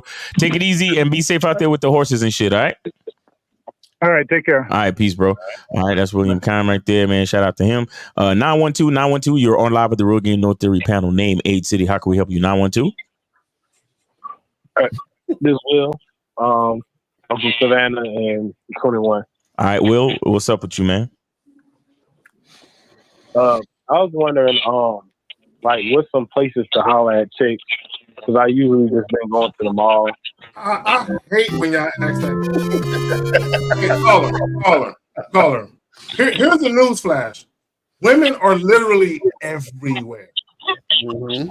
I mean, see, a lot of times when you guys ask that question, it's almost as if you're looking for the perfect scenario, right? You are the perfect scenario. You create the scenario you want, right? It doesn't, bro. I've talked to women pumping gas. I've literally been on a highway, pointed to a chick, got her to pull over, right? Grocery stores. It don't matter. Women are everywhere. Caller, can I ask you a question? How long, have you been listening to all of us? Yes or no? Who have you been listening? Not really. Who have you been listening to? Mr. Lucario. Okay. What? Couldn't have been listening to me. I told him that. Caller, I've had over. Caller, I put something out since September to put you in a position to be around women for Halloween because all the women are just going to dress scantily clad in horror on Halloween. They love to dress like whores, boy. They love that. Come on, we love it, dog. It's only time of the year they can dress like whores and sluts and get away with it. But yeah, you guys. I want to commend the 200 people that sent me their costumes. I got a bunch of people doing it, but my question is, why aren't you doing it? Why aren't you getting the free information I'm doing? Where not only am I teaching you how to create the costume, I'm showing you where to go. So I'm doing 99% of the work for your ass, and all you gotta do is show up. So why? What's the problem? I'm not saying that I don't holler at women at like the ball, but I'm just trying to come up with different ideas. Oh, real quick, my brother. Real quick, caller. My bad. Real quick. How old are you? How old are you, brother? 21. That's why you in the malls like that. Okay. No, but I just gave you a different. Are you allowed to go to a club? Yeah. So then, what's the problem? I'm putting you in a prime position to be around these horny ass, especially these college girls that are freshmen that are doing a bunch of Lord knows what. and you have this opportunity, but your chicken shit ass doesn't want to do it. Okay, caller, listen. Sometimes it sounds good on paper, and that's what a lot of you guys do. You're on paper. Your actions show you ain't trying to learn this game. You don't really want to be around women. You like the thought of being around women, and that's okay because a lot of you guys. So you're saying that? No, the reason why I'm asking that is because I do holler at women. I do get women's number, but I'm trying to get more numbers. Okay, caller. Okay, a couple of different things. Let me say this.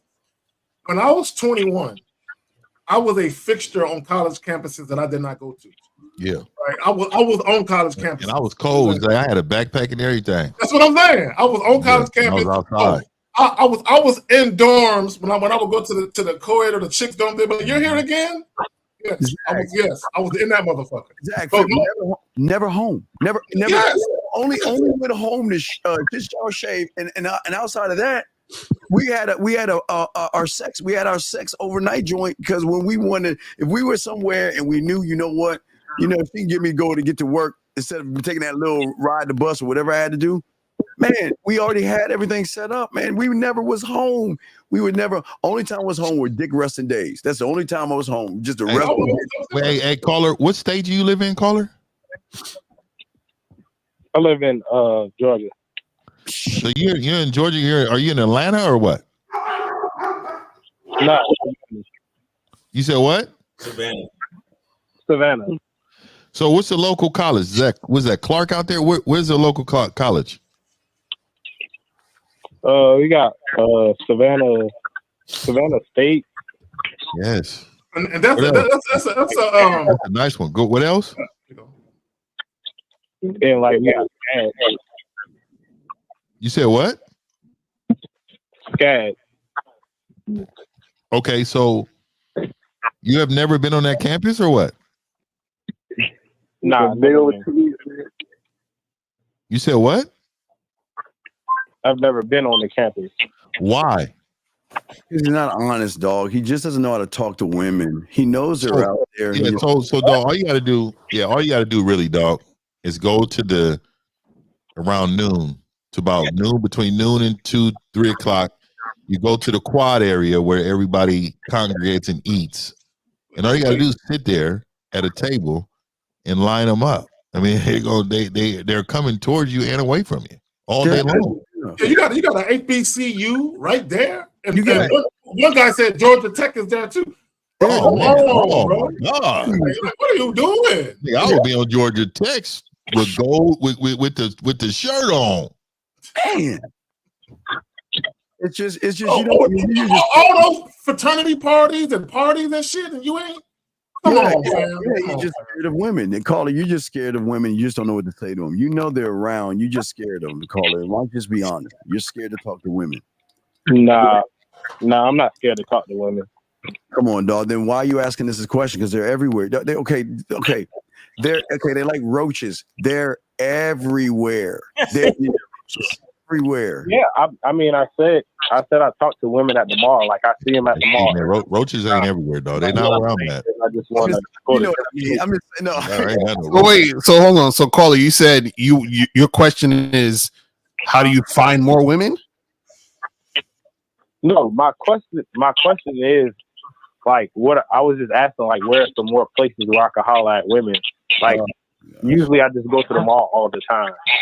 Right, but that's what we're saying. We're saying every place is a place to holler at women. So what else do you do besides go to the mall in your life? What does your day consist of? What do you do during the day? I mean, I just pretty much work. But like on the weekends, like I holler at. So wait. So when you go to work, do you take a lunch break? Do you go outside for lunch? Yeah, but it's not like long enough to really go anywhere. It's only like 40 minutes. So in 40 minutes, you don't see no women on your lunch break? No, not at my job. These niggas don't be looking. Yeah, but what do you do to women when you see them? What do you say to them? Like if I lock them at the mall? Okay, sir, what do you say to them? It doesn't matter where they're at. What do you say to them? First I introduce my name. What? And then I say, my name is my name is Will, and say, can I get your number? Okay, right there. Okay, caller, right there. Okay, your approach is wrong. Number one, stop asking for a woman's number. That's number one. Number two, and I understand you're 21. This is what I want you to think about, right? You're one of many, and you're not very memorable. Women probably don't even remember you. When you call, they're like, who? Where I meet you at? Tell me what you look like, right? They might do that shit, right? So this is what you need to do. You need to already. Well, let me ask you a question. Do you just want to fuck these women, or do you want to take them out on a date? What do you want to do? You know what it is? I think he's talking about a type of woman. Just fuck these women. Okay, cool. So when you very first run up on these babes, why don't you tell them that? What, just first meeting? Yeah, when you first meet them. Why don't you just tell them what you want to do? Tell them the truth.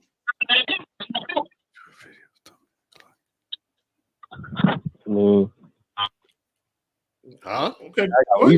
Number first. No. You doing it? Okay, Carl, let me help you out. The only time you exchange contact information with women is when they agree to do what you want to do, not before. It makes no sense to do it before. So caller, are you afraid to tell women you want to fuck and face to face? You probably one of them niggas. You like to do it in the text, don't you? Where you feel safe.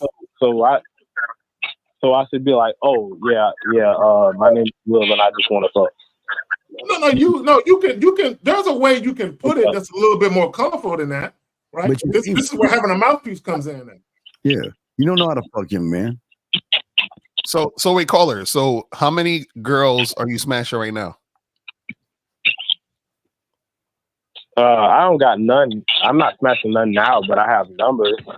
So that's why I'm asking, like, to meet more women. Right, but this is what we're trying to say. It doesn't make sense to get the numbers if the girls don't want to smash. Does that make sense? So what we're saying is you could pile a bunch of numbers of women who don't want to have sex with you, and that's a waste of time. You get that? You're doing it backward. Right. So you're asking us, hey, where can I find places to get more numbers? So that's not going to do nothing except for get you more numbers and not sex, because you want sex, right? You don't want to just look at numbers. You want to have sex, right? Right. So that's what we're trying to say. So it's going to be a waste of your time to go out to meet more women to get more numbers and still not have sex. You know what I'm saying? So when you get these numbers, what do you text these girls? What do you say to them? Like, depending on where I meet them, I'll be like, hey, this is Will. I met you at the mall. No, caller. No, we're not asking that. What do you say to them as far as getting together? What are you saying to make that happen? Oh, I mean, let's get together and meet on Friday. And do what? What are you doing? But it's usually Friday. No. Do what on Friday? Do you say go out? Go out where? I mean, it depends on where I'm going. What time? Caller, we're trying to say to you, these numbers you get, where is the place they're meeting you? What time you're telling them to come there? What are y'all doing? So what I'm saying is, one of these girls, if right now we told you to text a girl to meet you this Friday, where would you tell her to meet you? What place? I'll say Buffalo Wild Wings. Okay, why? Buffalo Wild Wings. Why? So you feed her? Man, Buffalo Wild Wings kind of expensive. I know, so you feed her? Why would you go to Buffalo Wild Wings for what? You want to buy her some wings, nigga? Yeah, what the fuck you want to do? Buy some wings and shit, motherfucker? Call her. We asked you. Come on. Yeah. So why are you feeding her? Hello? This nigga, dog. Oh my god. What's wrong with you, man? You can't answer the question. Caller. Should we? I'm gonna end the call. You sound like you losing it. All right. Hit us up for some coaching, man. All right, caller, take it easy, man. I don't know what's going on. So we got 469. Yeah, we got other calls. 469. You're on live with the Real Game No Theory panel. Name, age, city. How can we help you? 469. Go ahead. Hello, yo, what's up? Yo, it's Jeremiah Johnson. I'm from Dallas, Texas, and respect to everybody on the panel. Okay. And how old are you? I'm 22. Okay, go ahead. What's your question? Yes, my question is that how I was raised. How do you deal with like depressions of like your parents and everything? Like they trying to, dictate like how you want to live, but you want to live a different way, like how I want to live. Do you live under your parents' roof? Do you live under your parents' roof? You live with your parents? Yes. Okay. Yes. So if you know you want to make your own rules, my bro, you got to get your own place. I'm sorry. That's part of it. Yeah, I'm working towards that. I got I work at UPS and I got a job coming to interview today, so I'm working. Okay. Well, but what rules are they telling you that you don't want to follow, that you have a problem with? Well, it's like, I'm in the process. I'm still young, so I'm just like, casually just want to have fun. And my parents, they like, why won't you get a girlfriend and shit? It kind of hurts. Okay, caller, real quick. Are your parents religious? Yes, yes, fairly Christian. Yes. How old are you? I'm 22. 20 what? 22. 22. Oh, so your parents don't want you fucking in the house? But he ain't fucking. Yeah. No, that would be a big no, especially my sister too. Now, she's fucking tell. Oh my god, y'all niggas. Okay, caller. Parents be cock blocking out.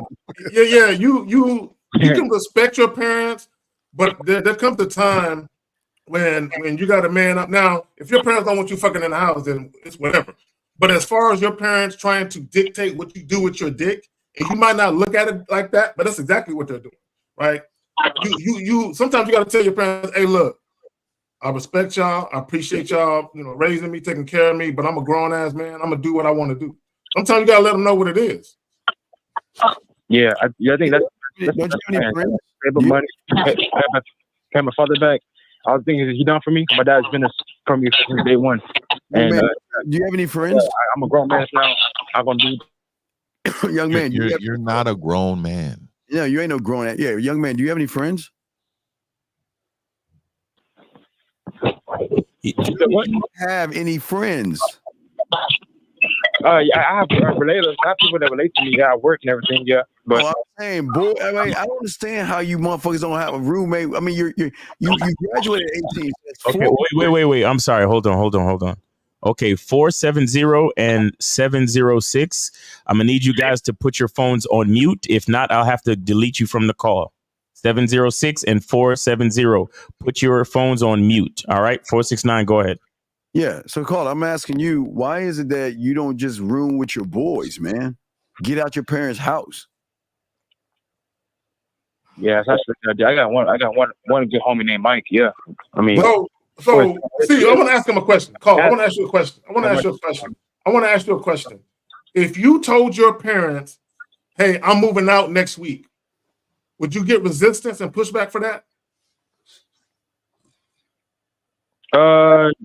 My dad would be like, "Why are you moving out?" See, that's the problem. That's the problem. Daddy's mommy. That's the problem that you're having. Is I personally think, mostly like my mom, she already know what I'm trying to do, but my dad he would support me. My dad he would support me. So wait a minute, Carl. Let me ask you a question. Who runs the relationship? Who's the dominant one? Your mother or your father? My father, definitely. No, my dad runs everything. My dad has his own business, everything. I don't care about it. His own business don't mean nothing. We talking about the relationship. Who's leading the relationship? Your mother or your father? My father. I know you're lying. I'm gonna tell you why you're lying. Okay, you know what my dad did to me in 11th grade? He took me on the drive and he said, "Guess what? You got two choices. You can go to college, or you can go to the military. But you getting the fuck out of the house when you graduate. You ain't staying here. You getting the fuck out. So you need to go with a plan." So why didn't your dad pull you aside and tell your ass in the 11th grade to come up with a plan to get the fuck out of the house? Where's the leadership? Certainly, I mean, personally, my dad is a really good leader. He has his own business. A leader is man. Let me ask you, caller. Are you a good leader, caller? Oh my God. Yeah, I mean, when I go out, I work out, and I work at two jobs. No, I'm asking you, are you a good leader? Yes, I believe so. Y'all Kamala Harris ass niggas who can't answer a fucking question. Like, come on, guys. Fuck. Yeah, and so what makes you a good leader, caller? I'm very, very determined, and when I work, I get shit done. You're lying. Wouldn't that be worth ethic and not leadership? Well, I believe leadership is when you can handle hard situations on your own. Oh my! Where's the leadership of you getting out of the fucking house when you graduated at 18? Where's that leadership at? Where's that leadership at? You're 4 years in a hole. Where's that leadership is saying, you know what? I don't like, because you called us about your parents. I don't like what my parents tell me to do. You know what? I'm gonna leave my ass to get the fuck out of the house. Where's that leadership at, Mr. Leader? Yeah, I was working towards that, but no, you're not. Caller. No, you're not. Again, check this out. When I was in high school, my parents used to always tell me, if you don't like the rules, get out. When I was 17, I was going into my senior year. I was 17, going on 18. I got the fuck out. Got the fuck out. In high school. Yeah, I was going to 17. Come on, man. Were you making all these excuses, though? You ain't got no leadership. You're passive as fuck. And you like your mom doing your laundry for you, cutting your fucking pancakes and shit? Come on, dog. You got to grow up. I ain't doing none of that shit. I don't know what you're thinking, but okay. I'm gonna tell you why they're doing that shit, because your punk ass dad has your bitch ass at the house instead of telling your bitch ass to get the fuck out. He's the problem, and you don't even see that shit. He's supporting you. He's not supporting you. We've got heated. My dad almost kicked me out for several times, but Why? I'm curious. Why? Hold on. Wait. What happened? Well, I don't know. To play the music I play, like hip hop and shit, and cussing and all that, you know. Oh my God. That would fucking grab a. So, but you said wait. Check this out. You said he almost kicked you out. So your dad be faking jacks. That's why you don't respect him. No, I do respect my father. You don't, man. Fuck. Nah, nigga. If a man say he gonna do something, he do it. That's what you gain respect. Exactly. You say he almost kicked you out. That means your dad is flexible, my nigga. That's why you don't fucking respect him. That's why you calling us trying to get ammo from us so you can go back and do more disrespectful shit to your parents and talk your disrespectful shit. Like, you know, I'm a grown ass man, dad, leave me alone. I don't believe in what you believe in. I'm my own man. Well, if you're your own fucking man, get the fuck out of that man's house. Mm-hmm. Can't do it though. I just know it's simple as that. No, I mean, you guys don't know me personally, so I mean, of course, I'm calling. Young man, we do know you personally. We have games. Okay? You don't need I agree. you. We can hear in your punk ass mouth that you're weak as fuck. Your daddy's weak as fuck, and he's cutting your fucking pancakes because he's a bitch ass motherfucker who should have kicked your sorry ass out years ago. But you want to bring up music? What? Because you was listening to some hip hop music. He wanted to throw you out. So why don't you go home, turn up some hip hop music, go to Shade 45, turn that shit up, and force him to kick you the fuck out. They not like us. They not like us. No. So wait. So Carl, so you say you got a job? Yes. Okay, so if you have a job, how come you're not using that money to get your own place? Oh yeah, that's the plan. So I had two jobs, but they let me go because. What is the plan? Because you have a job. So wait, hold on. Wait, Carl, watch this. Carl, wait. Are you paying rent, motherfucker? You better say, you ain't paying rent. You know you ain't paying rent, right? Right? Yeah, no. So hold on. Let me do the mathematics. Again, I kind of slipped. I have a partner. You, all the money you make, it's yours. So how in 4 fucking years you not have enough money where you're not even paying rent? Oh, you're paying a car note. Welcome to life, motherfucker. How is it that you don't have money? What are you spending your money on? You should have tens of thousands of dollars already saved up. Dollars, dog. What are you spending your money on, loser? I go to the clubs and shit. Oh my God. He tricking. That's what it is. I knew it. This nigga tricking and complaining that he can't get no bitches to. Caller, listen, bro. Do you at least pay a utility bill or help out financially in the house at all? Don't lie. Yes, I do. What do you do? What do you do? How do you help out? Caller. Hold on. How do you help out financially in the house?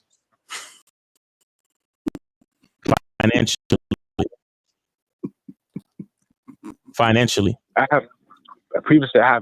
chipped in and looked. No. Previously chipped in and paying a bill is two different fucking things. Let's be honest, my homie.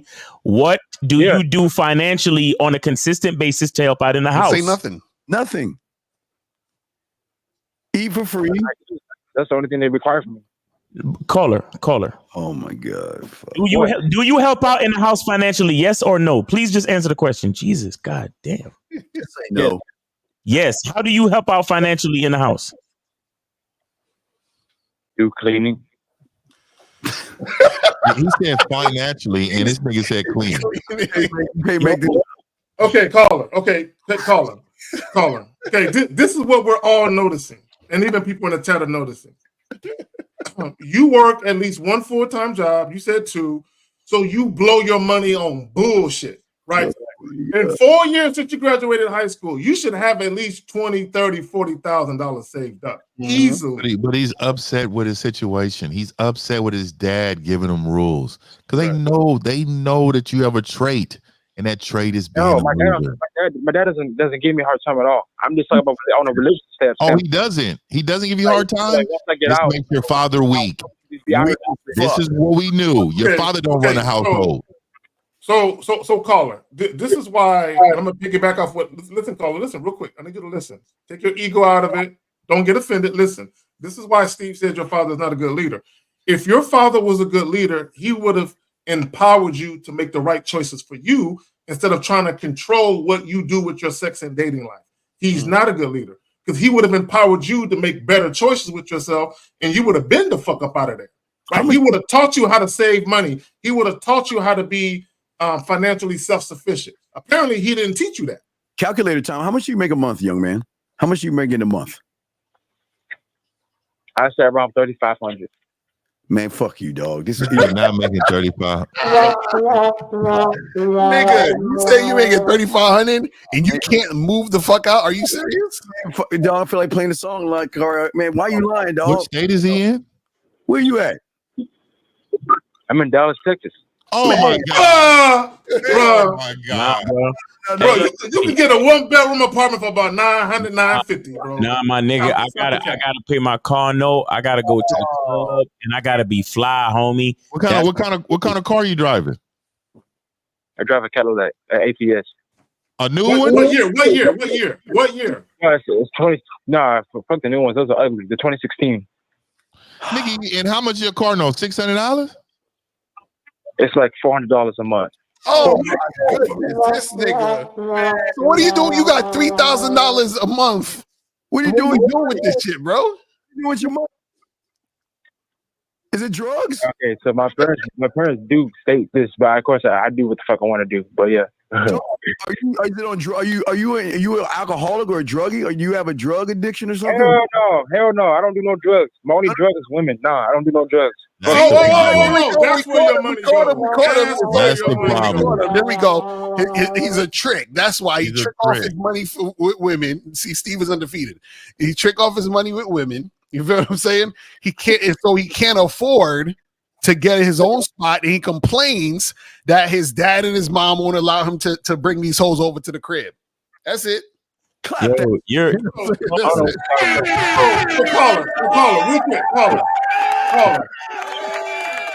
caller. Do you take women out to eat, or do you buy women gifts? No. I only meet girls from the club, and I actually lost my virginity at 21. She pulled me outside, and I was deep Ellum. We were just fucking, and she paid for me to get inside the club. She was I like Latina chicks. So caller, listen. We got to tell the truth, bro. You said you make $3,500 a month. How much is your car insurance? How much is your car insurance? It's $200. So that's $600. How much is your cell phone bill? Nigga, you trying to It's budget? $30. All right. So where's the rest of your money going? To bitches. Well, no, what the fuck? Answer the question, caller. Where's your money going? Apartments. I'm pulling up apartments in Dallas. Fuck out of here, bitch. Caller, answer the question. Where's your money going? Where's the majority of your money going? It's going to the To what? No, it can't be going to the car note. You make $3,500. Your car note is $4,000 and your insurance is $6,000. So the payment for your car is $6,000. You still have what, like $2,800 left. Where is the $2,800 a month going? Well, yeah, I was making that recently. Caller, when you caller, listen. When you were making it, you recently got fired, so it's only recent. So we still need to know where the money been going up until recently, homie. What the fuck? See, now I know why. Now I know why the government be taxing niggas. They need to know where this money goes. No. Why they see the problem? Let me tell you something, Colin. And I don't mean to be uppity with all these guys here, but we get hit on taxes because of bitches like you, and that's why you pisses the fuck off. They hit us hard on taxes because of your fucking ass. I still want him to answer the question. I'm not gonna let him get away with this shit. I just want to know what he does for a living. Where is your money going?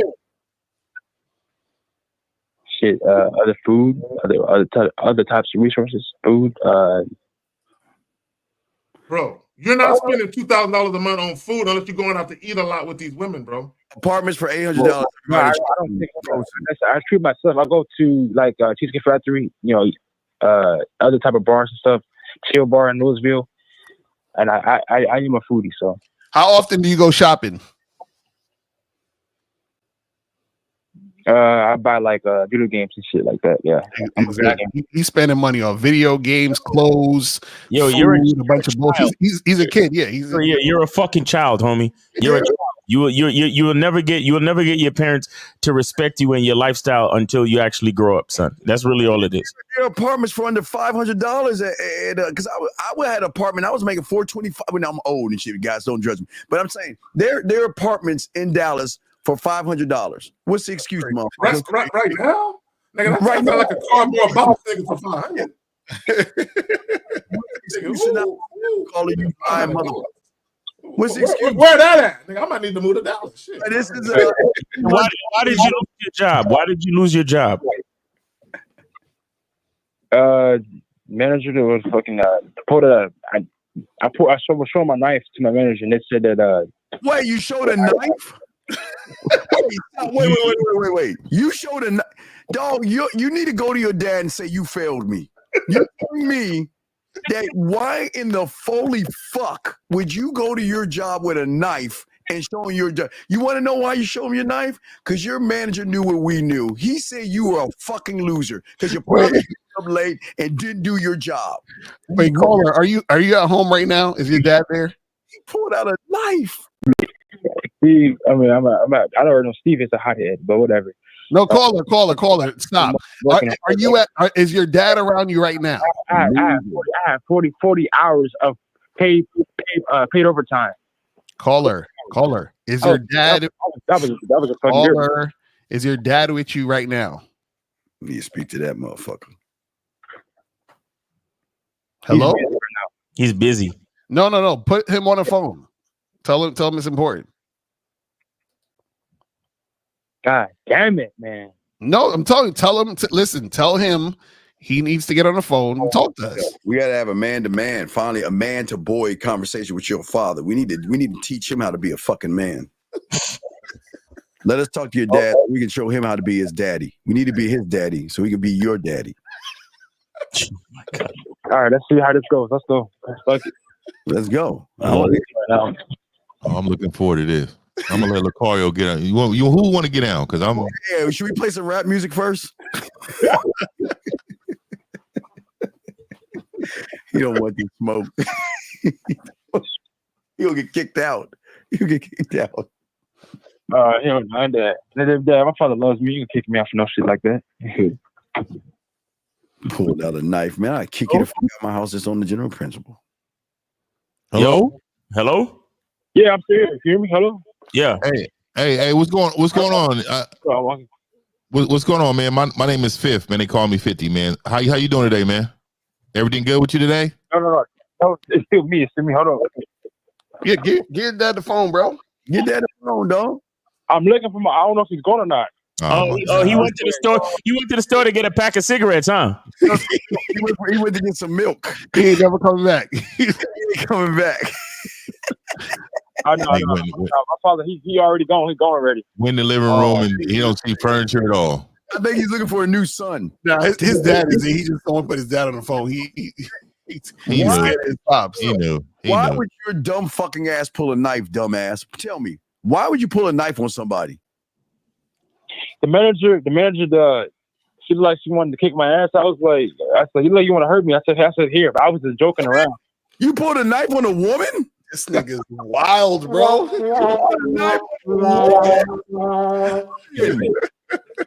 You said your father was a great man. You said your father was a great man, dog. Yo, bottom line, caller, you're not gonna do anything in your life until you grow up, all right, bro? Try to grow up. You got to make better decisions. Get your ass out your parents' house, all right? I don't want to grow up. Maybe if I did, I wouldn't be a Toys R Us kid. Don't want to grow up. From bikes to trains to video games, it's the biggest toy store there is. Y'all niggas singing voice is the worst. Anyway, I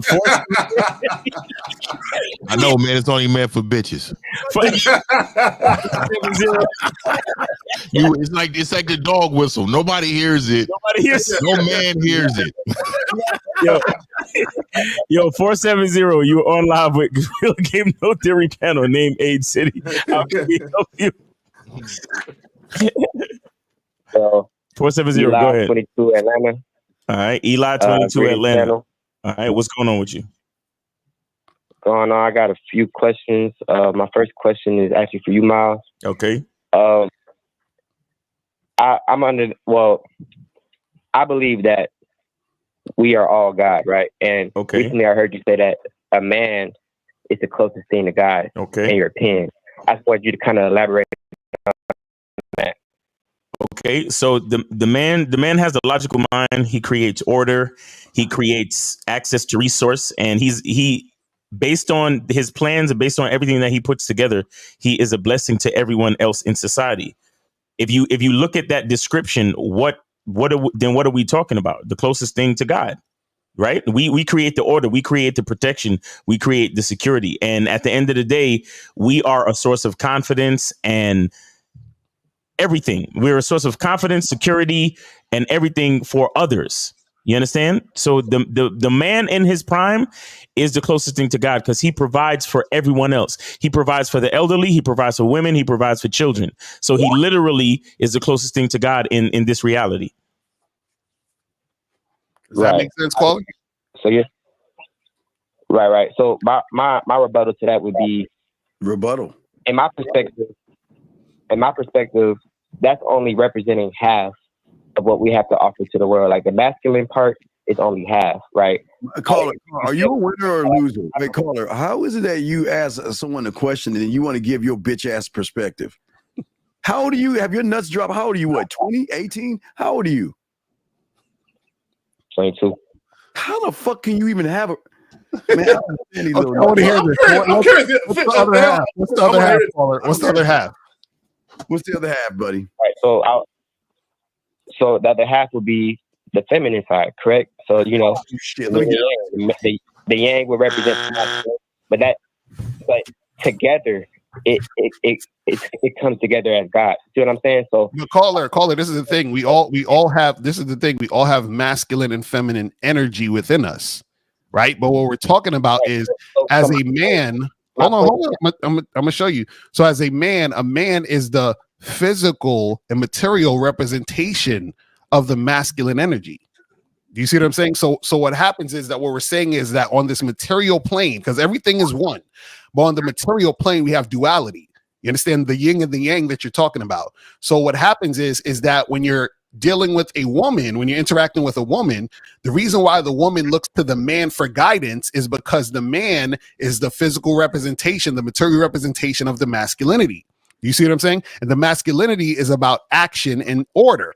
Do you see what I'm saying? So so what happens is that when a woman comes with a man, they're the reflection of each other because it's that yin and the yang. But what happens is that one part of it, right, is leading the other. That's what we're trying to get you to understand. So caller, I'm gonna pick it back up what Elle is saying, right? Because I definitely believe in the yin and yang theory, right? So if you understand the yin and yang theory, women represent dark and chaos. Men represent order and light, right? So if you think about a woman's nature, right, women typically are governed by their emotions, which is why they're so indecisive, right? This is why a man needs to have order and be decisive, right? This is why women can't stand indecisive guys and guys who are inconsistent, because they represent the feminine, right? If you think about guys who are very passive, very indirect, very inconsistent, very indecisive, they're like women. Like, this is why women can't stand those guys. This is why when you hear femininity yields to masculinity, what you're talking about is a guy who represents order, a guy who's the leader. He knows how to lead. He gets shit done, and he's very decisive, and he's plan oriented. He has a vision for shit. So women submit to that. All right. May I say something? Yeah, go ahead. All right. So I agree with what you said, right? And in my perspective, when a man is in chaos, when there's an imbalance, he has more feminine energy than masculine. That's when he becomes dangerous, right? Yes. The same thing goes for a woman. When she's overflowing with masculine energy, when she has more masculine than feminine, she becomes dangerous. See what I'm saying? So what I'm saying is that we're all God because it takes a balance of the two. You see what I'm saying? No, I agree. We are all God. We didn't say that women aren't God. So everything in existence is God. You see what I'm saying? Everything is God, bro. Everything. Every molecule, everything you want to talk about is God. So you're not wrong. You're not wrong, but there's nothing to rebuttal here, because even when the woman has masculine energy and she becomes dangerous, who you think is going to knock her the fuck out? Who you think is gonna redirect her back to order? Huh?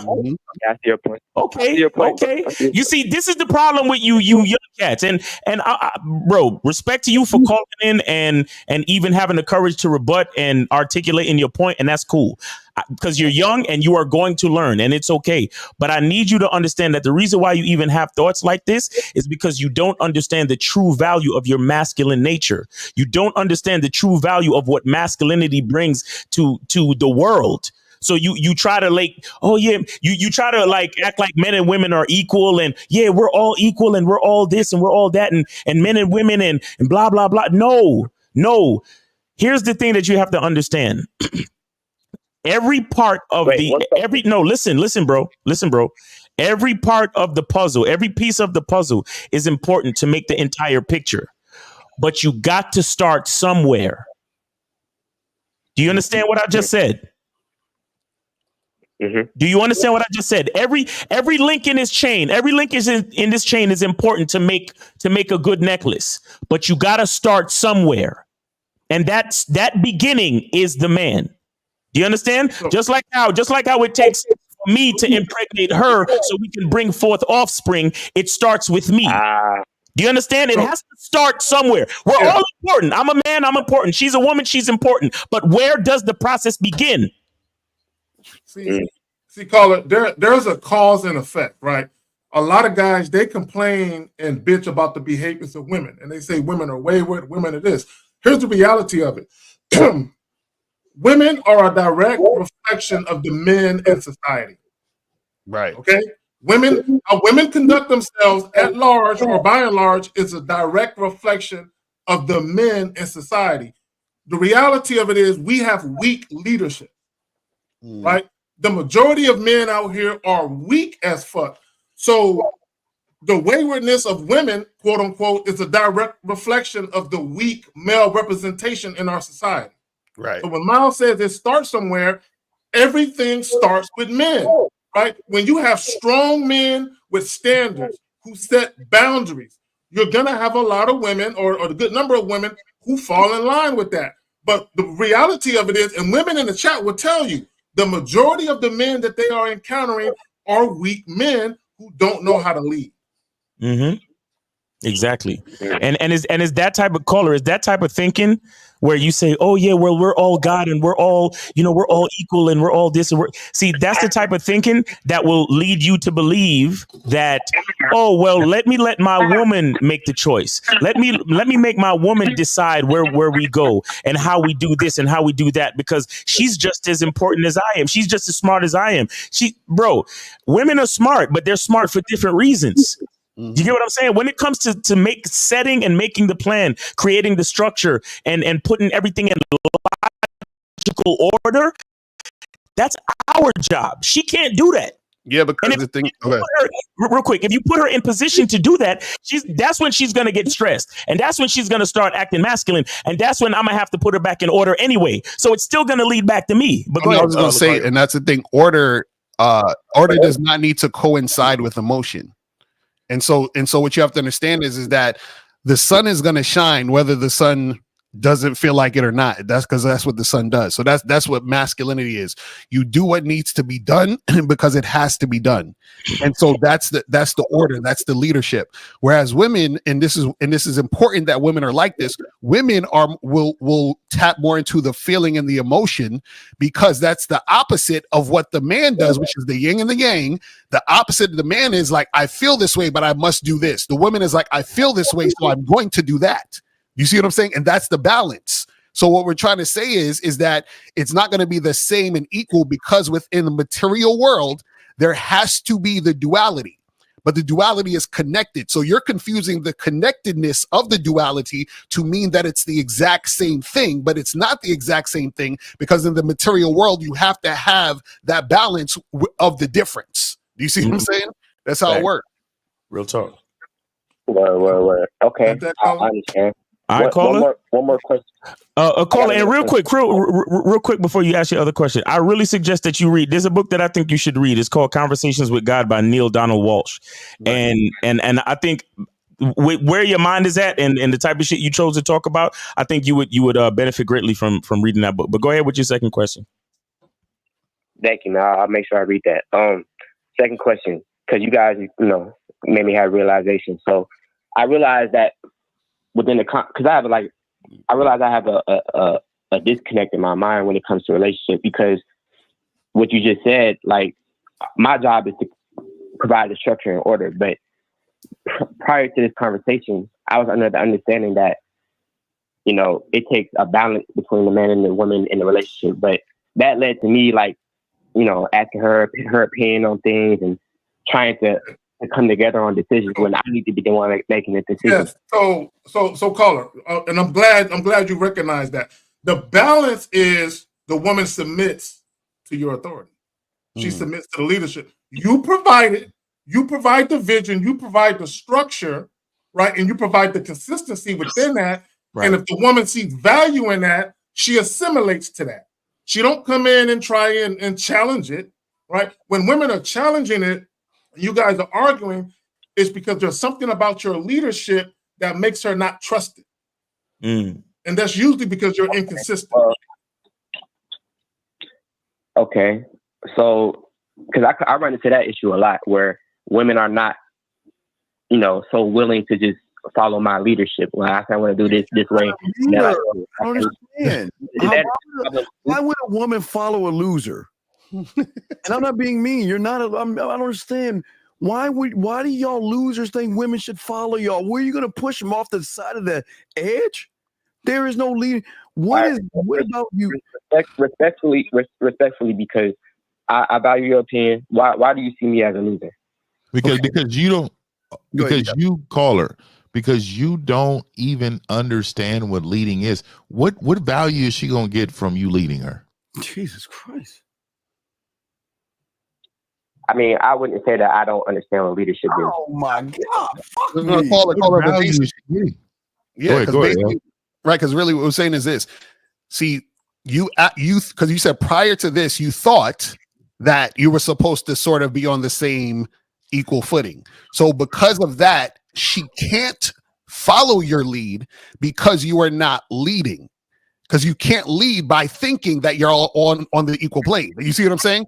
So by that, she sees that you're not a leader, therefore she's not going to follow. Because if you deal with, because you got to understand something. If you deal with a woman who doesn't recognize, right? Hold on, real quick. This one, I just want you to understand. You have some women who don't recognize a leader, right? So she's not going to follow anyway because she can't recognize. Then you have women who do recognize. Those are the women who have actual game, who can recognize a leader. So she says, oh, I see he's a leader. I can trust in him, and I'm trying to go in the same direction he's going in, right? And so what we're saying is that when you are standing on leadership and standing on your principles and standing on what it is, that woman will gladly follow you because she can trust that you will lead, because you can trust that you will lead. Now, also what happens is this. Remember, on the material plane, because it's the material and the spiritual. The spiritual is the other stuff you can't really see and all the other things that are mystical that you have to have faith in and all these other stuff. But what happens is if you understand those things, you know that everything is one. Now, the material, yin and yang, is also part of everything else, right? And everything is one. So what do you think is happening when you're talking to a woman and you're leading her and then she's submitting to your leadership? She is basically going in accordance to what you're doing, which is creating a situation where y'all are one. You see what I'm saying? So you're on one page because she's following your leadership, but you're not going to be on one page if you think that you're equal to her in this material plane and then thinking, oh, well, sometimes you could do this and sometimes she could do that, because then now y'all are not one. Y'all are separate still, and there's nobody leading. There's nobody creating the one. That's what we're trying to get you to understand. Exactly. That was beautiful. Man. That cleared it up.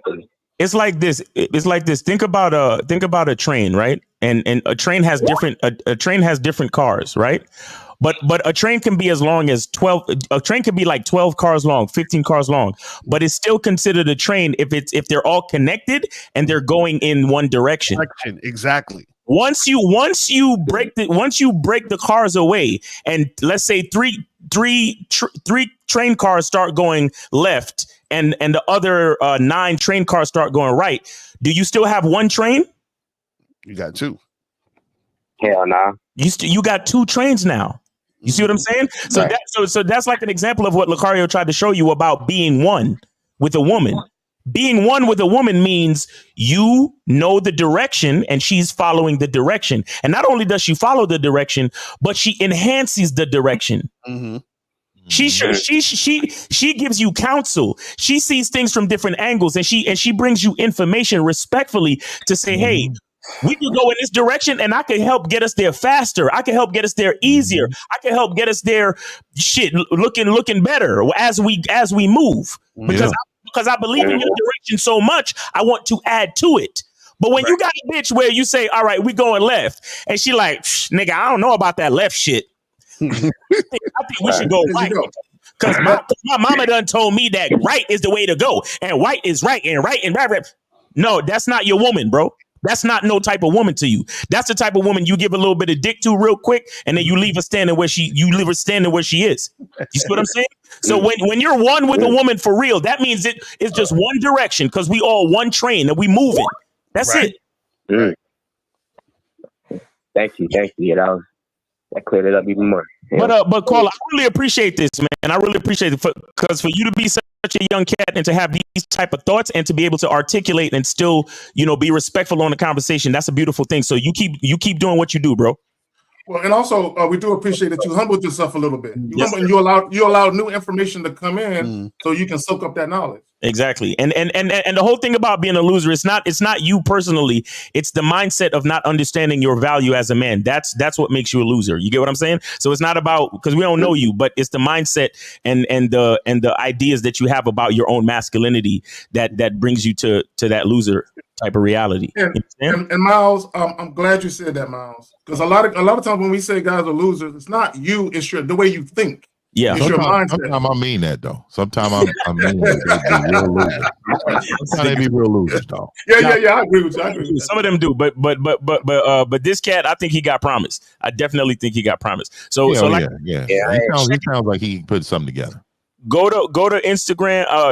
Go to Amazon or whatever and check out that book, Conversations with God and Uncommon Dialogue by Neil Donald Walsh. Check that shit out. I think you like that shit. All right. Yeah, real talk. Yes, sir. Yes, sir. Hey, one last question before I head out. Okay. First of all, thank y'all. That was amazing. Who is the best person on the panel to talk to in terms of like business advice? Business. Like get coaching for. What kind of business you talking about? E-commerce, selling online products, digital products. Miles. I mean, we all do that pretty much. So. Yeah, we all have some type of experience with that. I think we all have some type of experience with that. But I know Steve Lucario and myself, we've been doing it the longest. Just as an I would agree that one of you three will probably be the best. I'd actually get with Steve because Steve taught me and Lucario a lot about that shit. So I'd actually get with Steve. There you have it. Yeah. All right, bro. Yeah. I appreciate you. You up for it, man? All right, take it easy. All right, so. All right, so we got 706. You're 706. 706.3. Yeah, 706.3. You're on live with the Real Game Notary Panel. Name, age, city. How can we help you? JR from Georgia. 20 years old. Okay. Do you have some stuff going on in the background, man? Sounds weird. Yeah. You're on a hike. I'm at work and I'm outside on break and I got my headphones in, but it's because there's a lot of factory. I work at a factory, so it's a little loud. Okay, go ahead with your question. How old are you, real quick? How old are you? How old are you? 20. 20? 20. Okay, go ahead. Go ahead. Man, before I start my question, I'm probably gonna get trolled and shit. I want to just thank y'all, man. Like, I really never had a dad. I never really had a mentor that really led me in the right direction. And I feel like all the men on this panel, y'all really have helped me get to that next level. Okay. And my life really has changed, I know the shit that I'm going to ask y'all, the shit that I'm going to tell y'all going to think I'm full of shit, but, y'all really have changed me, and I appreciate y'all, and I hope to shake y'all's hand one day, and I couldn't make it to the screening, but I'm going to make it to the next event. I promise. Let's go. But with saying that, I was going to ask y'all this, so you think because I know y'all saying, like, as long as she's doing what you need her to do, you got to keep doing your thing, and just, everything else is irrelevant to what she's doing. All right. So my question is this: if you feel like the chick you're dealing with is always giving you that fake love, that fake attention, just like you sense the fakeness, is that what is that? You know what I'm saying? Though? Okay, wait. So you said fake love? Is that what you said? Fake love? Caller. Yeah, like real quick. Caller, real quick. Let me say this. Okay, I'm not looking. Like just everything she does, I just kind of sense fakeness. Like I don't like now that it's been some time. Now that I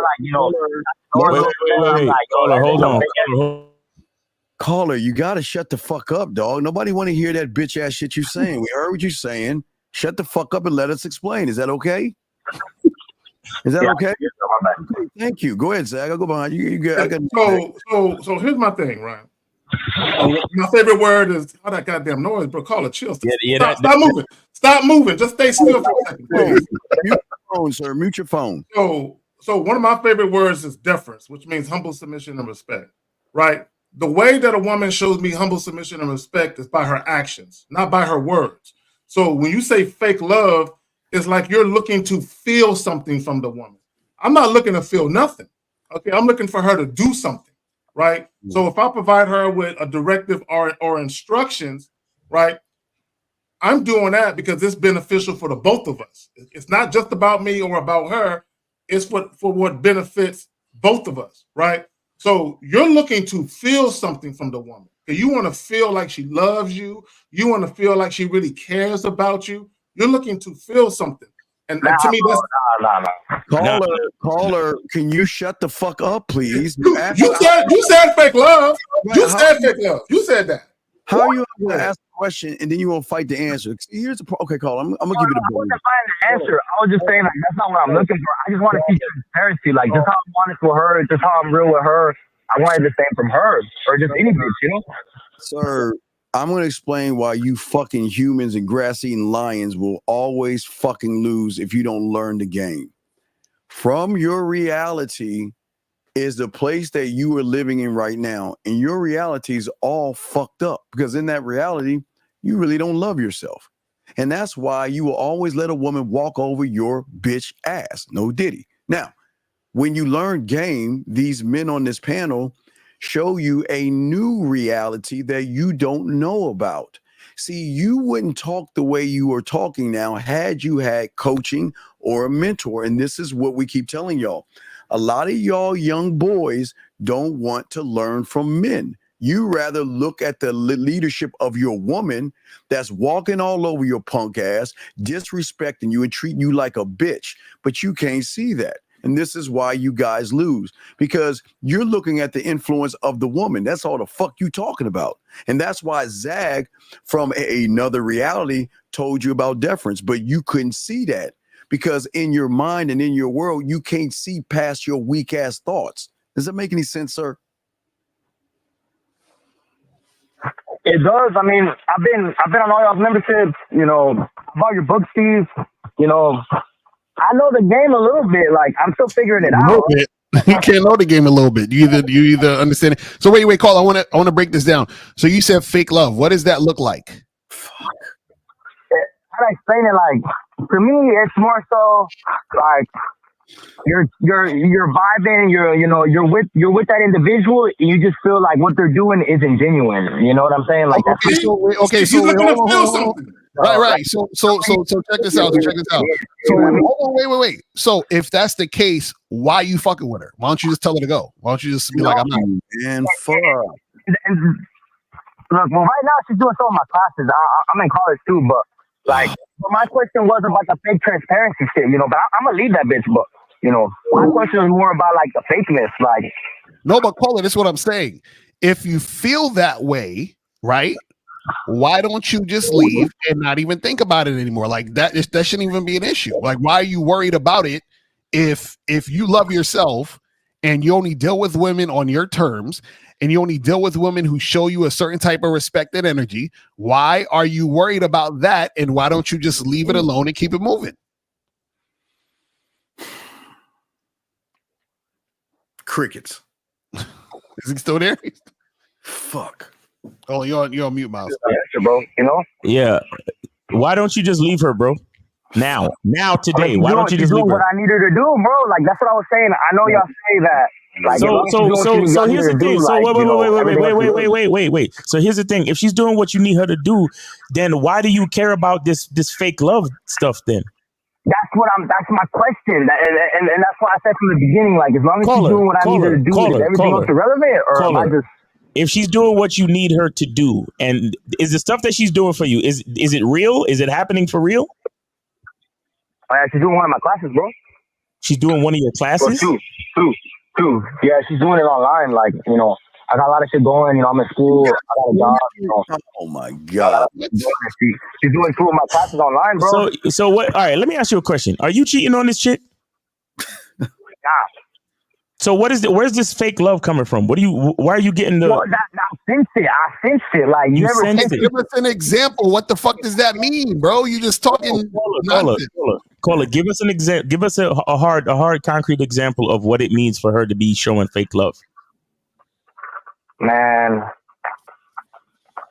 God, bro. Look, if you don't have no real evidence, then it's something going on in your mind. It's something you're guilty about. No, bro. Nah. There's nothing I'm guilty about. Caller, give us an example right now. Example. It's either something you're guilty about or it's something you're insecure about. It's something you're insecure about. Like, she's a really smart bitch, you know. She's way smart. Like, in terms of school and shit, she's a smart bitch. And, like, I know she has more conversation. I know she can express herself more. But I feel like with me, the way I express myself, the way I try to talk to her, she's she's not transparent in the sense that she don't express herself the way I express myself to her. You know, she's not like she don't keep it 100 with me. And when I say 100, I just mean like just everything, bro. Like we can have a conversation about.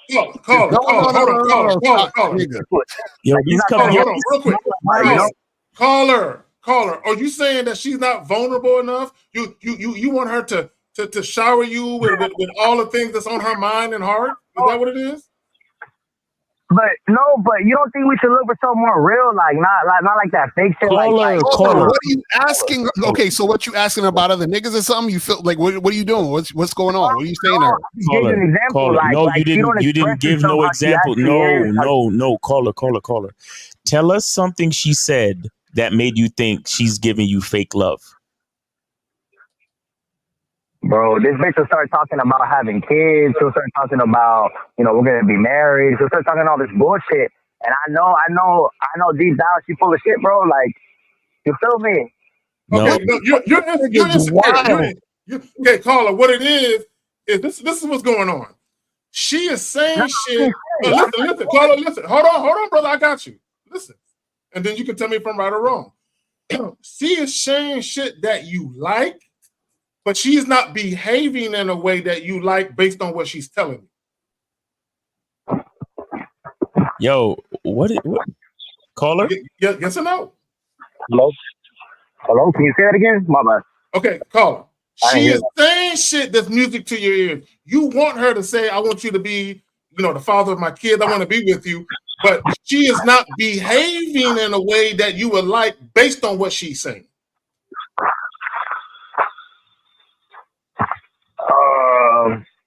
Well, yes or no, goddammit. Shit.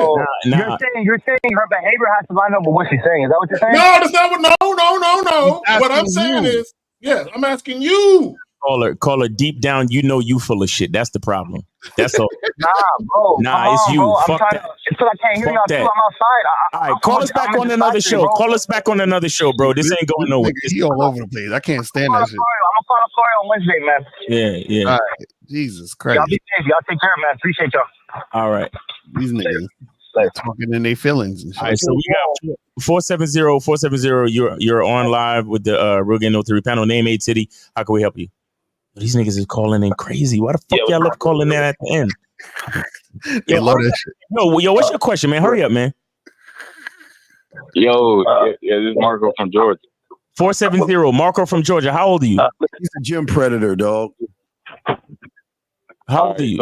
So this is a question, bro. So it's kind of like a remedial question. So last night, it was my first time going to the club or whatever, right? First time, okay. So, all right. So how do you? All right, just two questions, right? So how do you go about talking to women at the club when it's loud as hell? And say you try to talk to them, they be having their friends with them. They be kind of oh my God! You can't be serious. Oh, caller, hold on. So, caller, on the Bad Boy membership, I got a whole program called "How to Get Girls from the Club Back to Your Place," and I got another program called "How to Approach Groups of Women." So, everything you're asking is in the Bad Boy membership, step by step. All right, caller, go to badboymembership.com and get on a membership. Appreciate you. Later. All right, so we got 276. 276, you're on live with the Real Game No 3 panel. Name, age, city. How can we help you? 276, going once. 276, going twice. Hello? Yes, hello? Yo, come on. Listen up, man. Let's go. 276, name, age, city. Mudiba from South Africa. How old are you? I'm 20 years old. You're 20 years old. Okay, what's your question? Go ahead. Okay, so what about a man makes him emotional? And then how do you guide yourself out of being emotional to being back into your zone, basically? Okay, so first of all, we're all humans. We all have emotions.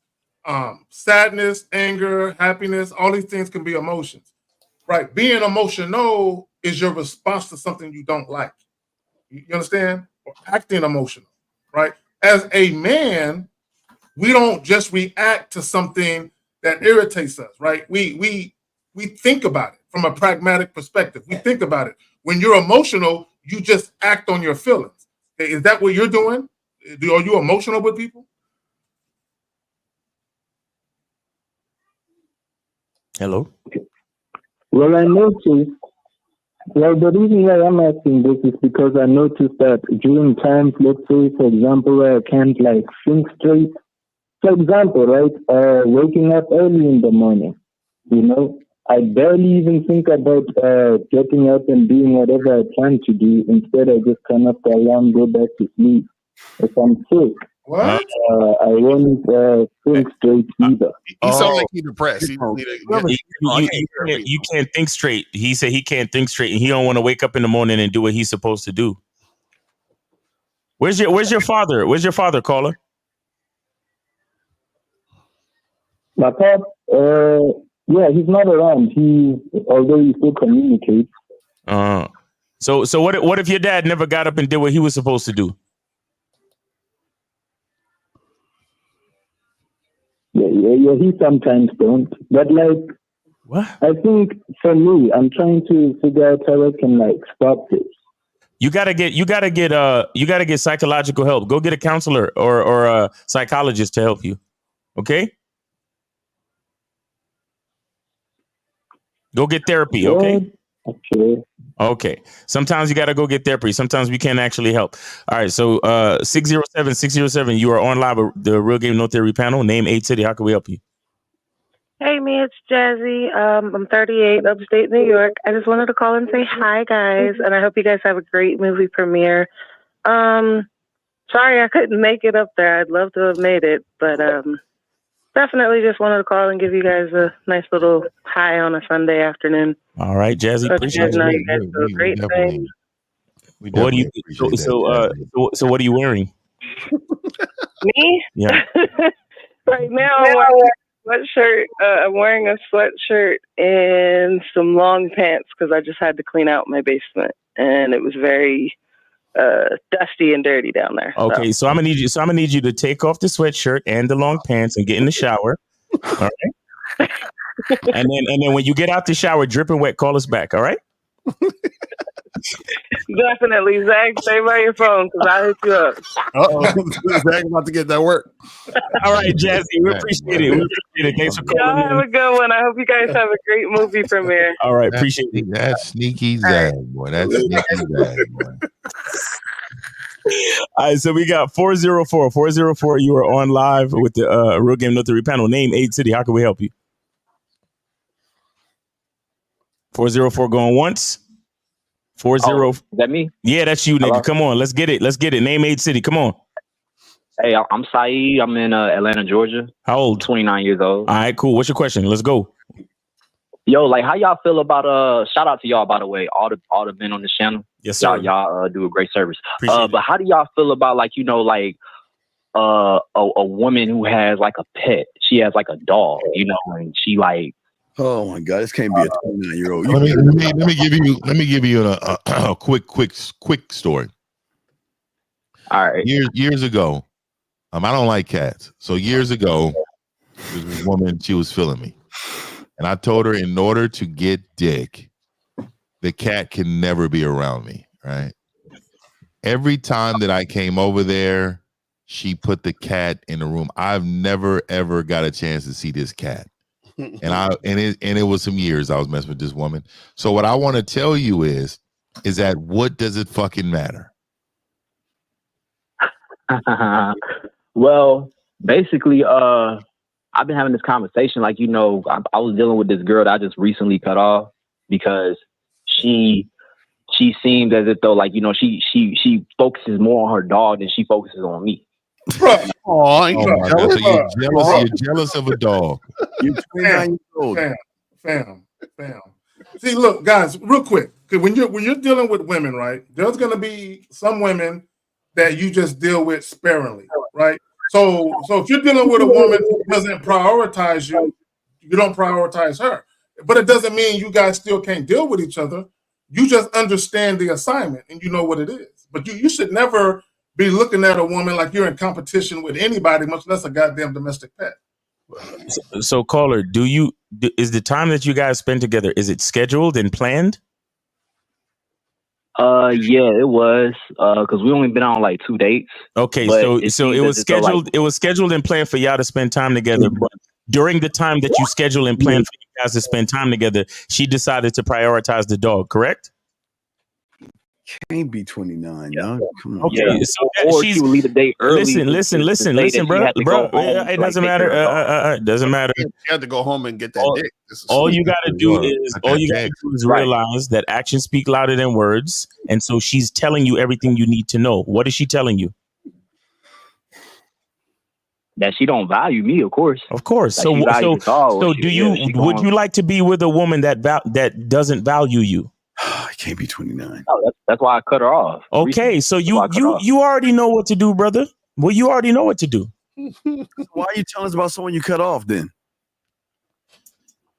I mean, because I just want to, like, you know, because I'm like putting them all like in the same, like, you know, category now. Like, just basically. Okay, like, caller. I'll make it simple for you. Like y'all respond. Caller. Listen, I'll make it. Now, this is what I would tell you. Here's my caveat before I get into this. Never allow your emotions to guide your decision, right? Don't be emotional about shit, right? If she likes her dog more than you, so be it. Whatever. this is my thing. Okay. You should already know if I'm dealing with a woman that I'm just having sex with, this is how I move. If I'm dealing with a woman that I'm dating a little more seriously, this is how I move. But it should all be consistent based on you, not based on the woman. So if women aren't moving in accordance with how you like shit to be, then there's no need for you to ever argue with the chick, ever gripe about it. Like you said, just cut her off. Well, caller. So you said you only saw her and went out on 2 days. Like, how long you known this girl? Probably about 3 months. 3 months. Okay, so how many times you smashed? I didn't. Oh hell no! No. Why didn't you smash? This can't be real, dog. This can't be. I'm in denial. Wait, why didn't you smash, caller? Yeah, why didn't you smash, caller? Bro, because bro, like she made excuses. What was the excuse that she made? What she said? Huh? She got to go home and take care of her dog or whatever. Oh, so he will be out. L. So he's at the dinner with her. At the dinner's over, all of a sudden she has a little text message come in. Oh, I gotta go take care of my dog. Right. So caller, hold on. So wait. You know, I just got some ice cream.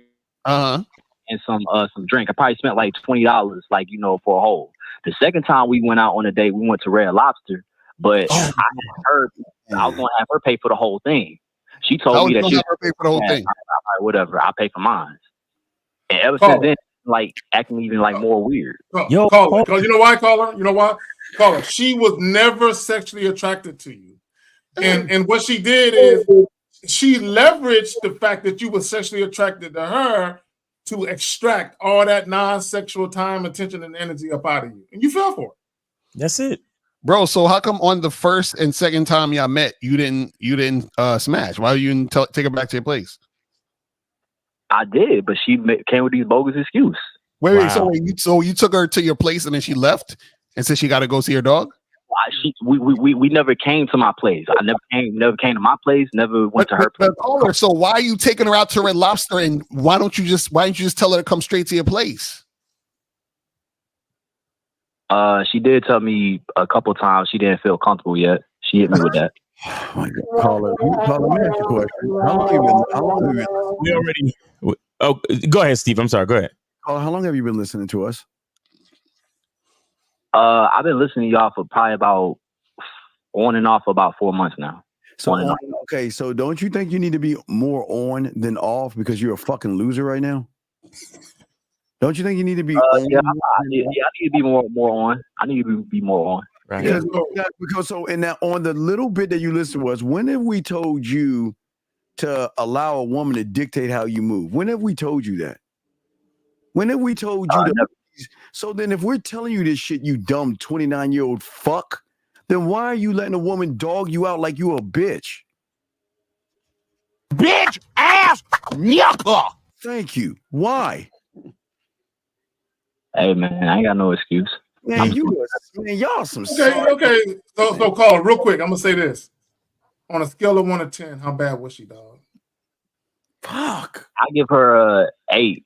Like an 8. Okay. So now this is what I want to say before you hang up, because I don't want you to hang up not understanding. So you thought, because remember, you said, what happens if you're dealing with a girl who has pets and she likes the pets more than you? No, caller. She was not ever into you, and she was using her dog as an excuse to use you for dinners and time and attention. And she went, see, the dog was a euphemism for the other guy. That meant I got to go see the guy I'm going to fuck, which is not you. You see what I'm saying? And she's not fucking you because you didn't lead the interaction. You out here taking her out to dinner and ice cream when you know you want to fuck. See what I'm saying? That's the problem. Okay. So next time you need to tell these chicks what you want to do instead of, fucking tiptoeing around the pussy. Stop taking them out to eat and all this other extra shit when you know you want to fuck. Yep. Mr. Nice Guy. Nice guys aren't sexually attractive. Here's why. Call it the epitome. See, it comes full circle. All right, caller. Hey, we appreciate your support for the show, man. Thanks for calling in, and you have a good day. Appreciate you. Hey, I appreciate y'all too, man. And I'm gonna be there at the premiere. So appreciate you. All right, great, man. We'll see you there. We'll see you there in Miami. All right, great. All right. Bring your notebook because you need the game.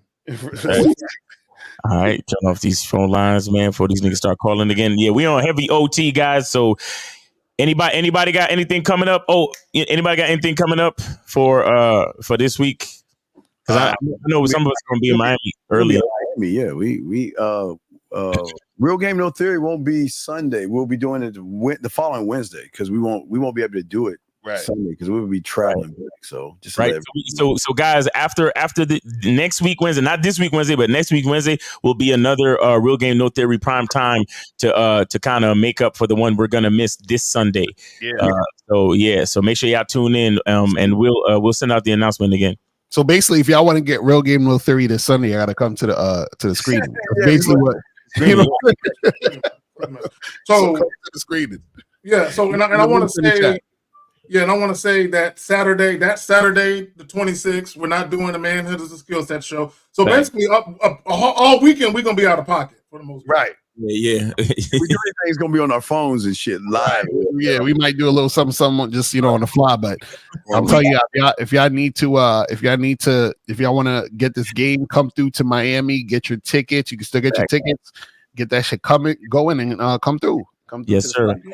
Yeah, guys, we're gonna be outside. But hey guys, look, of course, make sure you go to themanmindset.com, get with Steve for that Halloween game, man. Get the costumes and all of that cool shit, man. Learn how to be a ghoul and get that poontang, you feel me? Learn how to be a ghoul and get that gruel. Okay.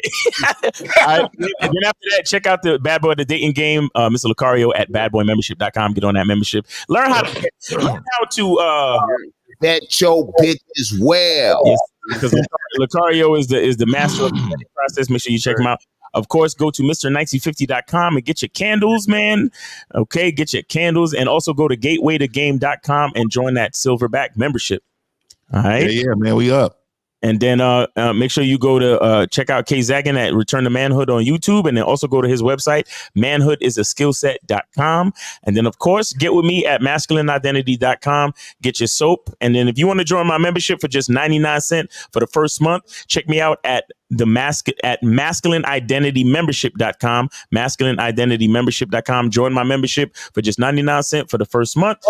Type in the word fall, FALL, in the checkout page, and you'll get on my membership for 99 cents for the first month. So make sure y'all come through and do that. And guys, that has been Real Game No Theory. And for those who are lucky enough, we will see you guys in Miami. Yeah. Go 49ers.